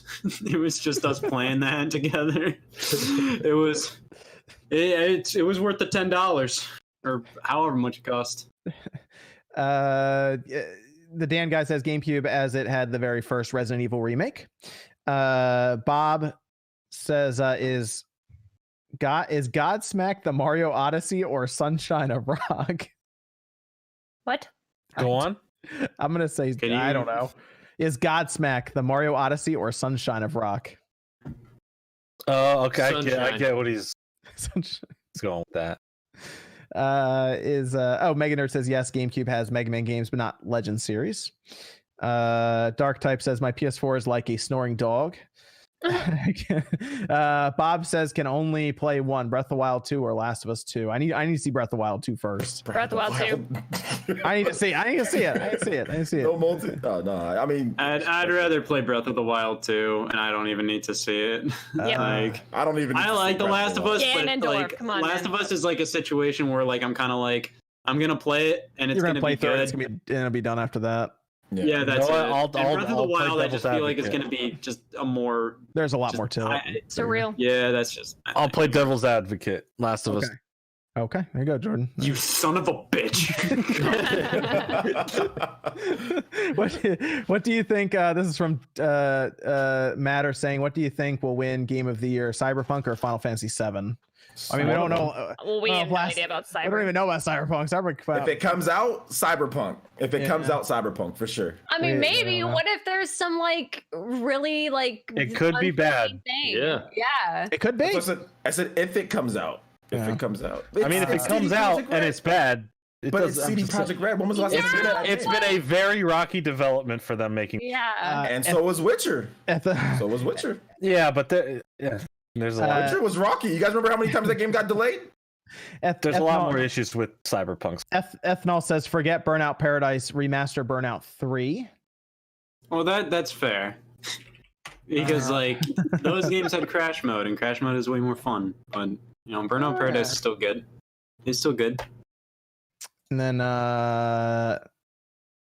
what is it? Zaire Miller says, what is your favorite video game twist? Mine is the ending of Danganronpa V3. Well, I'm not going to say anything about Final Fantasy VII. Yeah, remake, so I will say the twist in Knights of the Old Republic. I mean, I liked the end of God of War. Okay, it's a good one. Yeah, I will say Final Fantasy VII Remake because the twist is that I actually played it. So I like Final Fantasy VII Remake. I like Final Fantasy VII Remake. That's what I'll say. The twist, Final Fantasy VII Remake. Okay. Oh, I gotta see it. Yeah, that's good. That thing's good. I liked it. And then Juice Man Vaughn showing some love to the crew. Scott looks like Peter Parker though. Yeah, thanks. Okay, Aw. thanks. Thanks. Yo, Peter Parker is sick. That's a compliment. He's great. Yeah. Yeah, I know, but if you looked at my social media notifications, I get told that a little too much. So. Well, look, hey, I get called Barrett like every single other day, so you know what? Hey, we all got That's also not an not a bad insult. thing. Wait, you're not We all Barrett? gotta take our look like this. All right. Yeah. I just get told I look like an idiot. You didn't have We're a on the same meme. page. You didn't have a meme spread all over Facebook where somebody said this guy looks like all the Spider-Men put together, and then your cousin-in-law shared it on Facebook, and I'm like, Oh man, the family gets involved. See, your first mistake was having a Facebook. Second I was thought you were having gonna say a my first family. mistake was having a family. I mean, well, then you'd be like Peter Parker if you did. But Oh boy. Oh, God, if Oh. only. Above average, James says, first time showing up live. Much love. Keep it up. Then Troy Yay. Perry, donation to talk wrestling games every Spawncast. And of course, the two people who watch wrestling are not here. That'd be Nate and what's wrestling? I can talk old school wrestling. I did say WrestleMania X8. So there you go. You I never did asked that. if I watch wrestling. Do you watch wrestling? No. There you go. Are you gonna? Do you play the wrestling games though before, right? Have you played them? Maybe. I think I played it at like a something. Not the cousin that shared the meme, but Get on some of those It was, PS2 and GameCube wrestling games. See what you think, and there you go. Got a whole video. only- I did buy a PlayStation 2 wrestling game just because it was called like WWE Shut Your Mouth. Oh, and I just- okay. Shut your mouth. I That just one like was the all right. title. That The one only- was I just like okay. the title. The only pseudo wrestling type game I ever played was Ultimate Muscle. Here Comes the Pain is really good. That's the one I actually still play. I have my PS3 there. I still play it. And people liked SmackDown vs. Raw, but shut your mouth, sorry. Oh, I do have like what's the big N64 one? NWO versus whatever. okay. Prevent that thing. Yeah. Gremlin says, I hope that if they have a TV only Switch, that it will be compatible using the Switch Lite as the second screen. And then Remington says, what is a second person shooter? There's a whole video online about a second person shooter. What that would be like. Wouldn't it be like if it controlled it for you or something? It's you like look a you're second- looking through the eyes of a third person, but you're controlling the first person, basically. Oh. Okay. Interesting. Okay. Then Mitch says, I watch Spawncast every week. You guys are all great. OJ or anyone else, do you have any advice on how to defeat the Sandworm boss in Bravely Default demo? Yeah. Sandworm boss is actually not too hard. What you can do is there's a couple options. You can rob him with BP. So just go there, use the thief class, and just rob him with his BP. Or you can do like a tank healing class to where you make it to where they're the warrior, not the warrior ones or whatever, the guys that have like I forgot what the Vanguard. There you go, Vanguard, and then also secondary freelance, and then give people BP to like let's say a black mage, and then just hit him with the magic, and then also just make sure that you default before he does his super stuff, and you'll be good. But yeah, robbing them of BP is actually really good because then they can't attack. That's what I was gonna say. Thief class. And, That's what you're gonna say. I second that. Yeah. Yeah, thank you. okay. And then we'll get some Streamlabs stuff in real quick before we finish up. And then Scrubby K9 says Capcom needs to do something with Mega Man Legends. I agree. Absolutely. Matthew Hammond says, what will Nintendo? Oh, they could do a Mega Man Legends collection with Tron Bond thrown in there as well. Yeah. Do you think it would be Legends or Battle Network next? I think Battle Network because that's easier for them to do. They're going to annoy Think me. of Battle So Network. it'll probably be Battle Network instead of Legends. Only Just to good annoy Mega Man. Classic Capcom. That'll be on their like board in the corporate meeting. It's like, what can we do at Annoyed Spawn? Okay, let's get Battle Network and not Legends. I'm pretending to play the Nomad off screen. It's not even on. I'm just Clicking buttons. Matthew Hammond says, what will Nintendo what will Nintendo release software wise to challenge Sony and Microsoft beyond this holiday season? Metroid Clubhouse Games. 2, the sequel. There's the Mario remaster. I think those are pretty strong. Yeah. Breath of the Wild 2 beyond this holiday season as well. That'll be Bayonetta 3 maybe. Who knows what happened in that game. Yeah, right. Yeah, I think they'll have probably another 3D Mario game as well. So they'll have some for this holiday. I don't know about this holiday. Oh no, it says beyond this holiday. Like after. Okay, yeah. Well, yeah. Okay, oh yeah. 3D Mario, Breath of the Wild 2, Metroid. Those are easy. Mario Kart. Oh, if that comes. That's all. Well, I mean, Mario Kart. Breath of the yeah. Yeah, they have some games. They have some first party stuff they could throw out there. And then honestly, it's 2020. More 2D now. Zeldas. That would be super cool. I'd love if they remade Oracle games where they just did another new one. I'd be alright with that. What if they redid Zelda 2? Like actually, that would be interesting. But you still want more 2D Zelda games. Click. You got on the front page for that one. Get on the front page again. You should be like, yeah, more 2D. Yeah, Zeldas. no, I'm just more excited for Breath of the Wild than 2D Zelda. And then Matthew Hammond says, "Why are y'all not selling masks in your merch stores?" I didn't know you could do that anyway. I don't know. Mask? They don't have any I think that's an option. mask. In certain states, it's you have to wear a mask right now. I thought you said mass. I thought he said mass. Like I'm like, bruh. Like Yeah, that's what I heard. Trying to sell them games. Masks. I'm like, I'm selling church or I'm selling pre. Oh, Matthew Hammond also says, when is Capcom going to release Street Fighter 4 or 5 on the Switch? Probably never, to be honest, just because they. 4 is possible. 5 is weird because it has that Sony. Yeah. It has that Sony in it, right? Yeah, 5 is this. I think 4. 4 is possible. At some point, they just might throw it out there, But the port on the PS4 was actually trash until the end. They did fix it, but apparently it's still not as good as the PlayStation 3 and the Xbox 360 version of that game. So, last one here for you, Scott. It says this is from Very Cool Productions saying, Scott, what part of making videos takes longest? Well, writing it's kind of between writing and editing. I mean, sometimes if it's like gameplay, if I have to do a review or a retrospective on something, sometimes like playing a game, like I had to play through the entirety of Luigi's Mansion just for like 20 seconds for like a video. I'd say writing, honestly. I can power through editing pretty quickly. Okay. Very good. But it's a case-by-case basis, It depends on each video. I think I got everything here.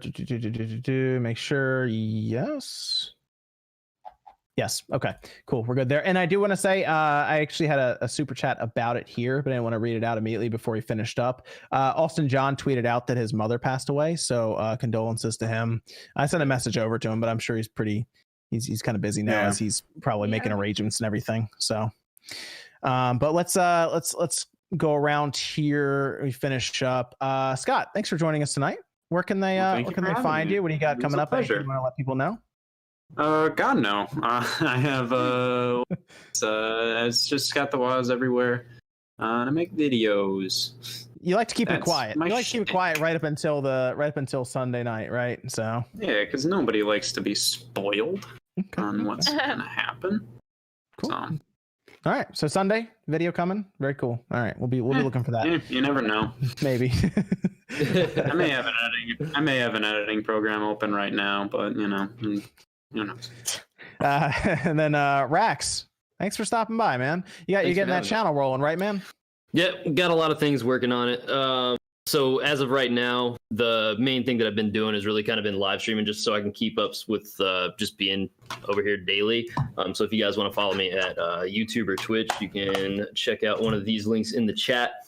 Or yeah, you can follow me at any of this stuff here on Instagram, Twitter, and hopefully you guys enjoy the content.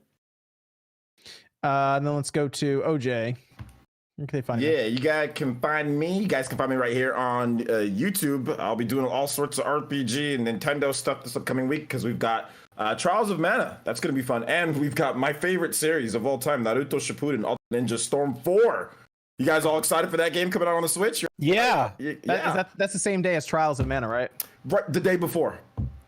The day before. So that's going to be fun. So I'll be playing that. And I stream every single day too, pretty much every single day. So yeah, come out to the streams, have fun. And then Miss Click, where can they find you? Yeah, thanks for having me. God, Evan, you're killing us. Yeah, you can find me here on YouTube as Miss Click Gaming. Tomorrow there'll actually be a Miss Clips video with Final Fantasy VII initial reactions to the beginning parts of our playthrough. So if you're interested in that and don't want to watch a whole Let's Play, that'll be up tomorrow. Other than that, you can catch me live on Twitch almost every day at twitch.tv/missclick_live. Okay. And Evan? You can find me on Twitter, Kimmerix Project, if I'm doing streams or anything. You'll see it there mostly. Okay. And then Jordan? Yeah, I open Pokemon cards. All right. Then once again, thanks to Dashy. We'll figure out a way to get Scott his awesome SpongeBob collector's edition with socks, apparently. I'll figure out a way to get Dashy's PayPal so that I can refund his money. Oh gosh. All right. Thanks everyone for stopping by. We'll be back next Saturday night, 9 p.m. Eastern time. Hopefully with I guess Nate's Power went out. Go check out Nate Direct Feed Games as well. You know, he's got all kind. Check out his Nate the Hate channel. Nate the Hate, definitely check that out. Yeah, check that one out. But thanks everyone for tuning in. We'll be back next Saturday night, 9 p.m. Eastern time. We'll see you guys then. Bye. Bye.